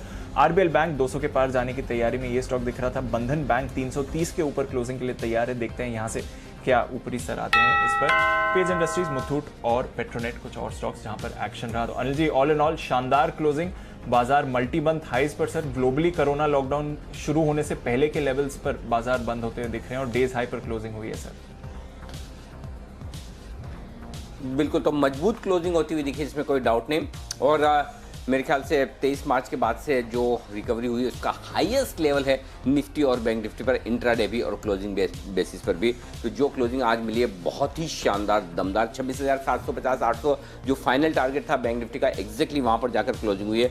11,275 फाइनल टारगेट आज निफ्टी का था, वहीं पर क्लोजिंग होती हुई दिखी। तो इससे बेहतर हफ्ते की आप उम्मीद नहीं कर सकते, जिस तरह की खबरों वाला हफ्ता था उसके विपरीत बहुत ही मजबूत ये आज का सेशन रहा है। और आज ये पूरा हफ्ता, ऐसे हफ्ते बहुत कम देखने को मिलते हैं जब बाजार में इस तरह का बढ़िया प्रदर्शन रहे। आइए बाजार बंद होने के बाद के प्रदर्शन बता दें हम आपको जी बिजनेस के। अब की बार सैलरी अपार, तो आप में से जो लोग जॉब में हैं उनके लिए ये बहुत अच्छी खबर, और नहीं है तो भी दूसरों के लिए अच्छी खबर भी आप एंजॉय कर लीजिए। जरूरी नहीं कि हर खबर अपने लिए अच्छी हो, दूसरों की खुशी में भी खुश होने में फ़ायदा है। प्राइवेट जॉब्स में है तो और अच्छी बात, आपको एक अच्छी खुशखबरी है। दरअसल कोविड में जो कुछ भी लोगों की सैलरी कट्स हुए थे, जॉब कट्स हुए थे, उससे अब थोड़ा माहौल बेहतर होता हुआ दिख रहा है। इकोनॉमी रफ्तार पकड़ रही है। HR कंसल्टेंसी फर्म एओन के सर्वे के मुताबिक आने वाला साल आपको मालामाल बना सकता है, क्योंकि ज़्यादातर कंपनियों ने स्टाफ के बम्पर इंक्रीमेंट की तैयारी की है। शाम 6 बजे इस खबर को पूरी तरह से विस्तार से समझेंगे, जानेंगे कितनी सैलरी बढ़ सकती है आपकी और आपको क्या ऐसा करना चाहिए जिससे ज़्यादा से ज़्यादा इंक्रीमेंट मिले और किस सेक्टर में सबसे ज़्यादा इंक्रीमेंट के मौके हैं। दीप, आपको और मुझे दोनों को ये शो साथ साथ में देखना है। मेरे लिए भी काम का है और आपके लिए भी काम का है, तो हम दोनों भी देखेंगे। बाकी तो हमारे पैनलिस्ट तो देखें ना देखें, ये तो सब अपनी मर्जी के मालिक हैं। हार्डली कौन है जॉब में, सुमित जी होंगे शायद थोड़े और जय होंगे, बाकी तो सब लोग अपने काम में। आपके मेरे लिए शो बन रहा है ये समझ लीजिए। तो इस पर चर्चा करने के लिए हमारे साथ 3 खास मेहमान होंगे। रूपांक चौधरी साहब, partner CEO India and south Asia aeon, जिन्होंने ये सर्वे किया है। रजनीश सिंह साहब होंगे, managing partner simply HR solutions के, और अमित वडेरा होंगे, टीम लीज के हेड स्टाफिंग। इन तीनों महानुभावों से हम करेंगे बात। टाइटल बहुत ही बढ़िया, अब की बार सैलरी अपार्ट। जय, सुनने में कैसा लग रहा है? अनिल जी बहुत बढ़िया। अनिल जी सैलरी इंक्रीमेंट और सैलरी बम्पर इंक्रीज होने वाला था तो अनिल जी कान डेफिनेटली और ऊंचे हो जाते हैं और बहुत ही अच्छा लगता है सुनने में। अनिल जी ये शो तो मिस करना ही नहीं है कोई भी हालत में। हाँ, तो आपको भी देखना है और आपके जो बॉस हैं केतन भाई मारवाड़ी, उनको भी दिखाना है, उनको भी बोलना है। अनिल जी ने बोला है कि ये शो आपको देखना जरूरी है, स्पेशली उनके लिए बनाया जा रहा है। और जय की तो जितनी परफॉर्मेंस तगड़ी है केतन भाई, आप सुन ही रहे होंगे, देख ही रहे होंगे शो। जय के लिए तो एकदम बम्पर बोनस और इंक्रीमेंट बनता ही बनता है। तो ये मैंने आप मेरी तरफ से भी देखिए, जय नेशनल टेलीविजन पे आपकी रिकमेंडेशन करती है। आइए अब बढ़ते हैं आगे। रात को जी रात को 8:26 पर है एक और दमदार शो, PPF वर्सेस ELSS। दोनों में से कौन सा है बेहतर, कहाँ है ज़्यादा फायदा, बताएंगे जाने माने मनी गुरु विजय मंत्री, JRL मनी के को-फाउंडर, वो बताएंगे। ये दोनों स्कीम्स में आमतौर पर लोग पैसा लगाते हैं, लेकिन दोनों में टैक्स बचता है, लेकिन रिटर्न्स के लिहाज से, टैक्स बचाने के लिहाज से और नेट लॉन्ग टर्म में कौन सा है बेहतर, इस पर होगी खास चर्चा, जरूर देखेगा। तो ये है आज का विशेष शो शाम का। लेकिन सबसे विशेष शो शुक्रवार का तो मस्ती की पाठ चला।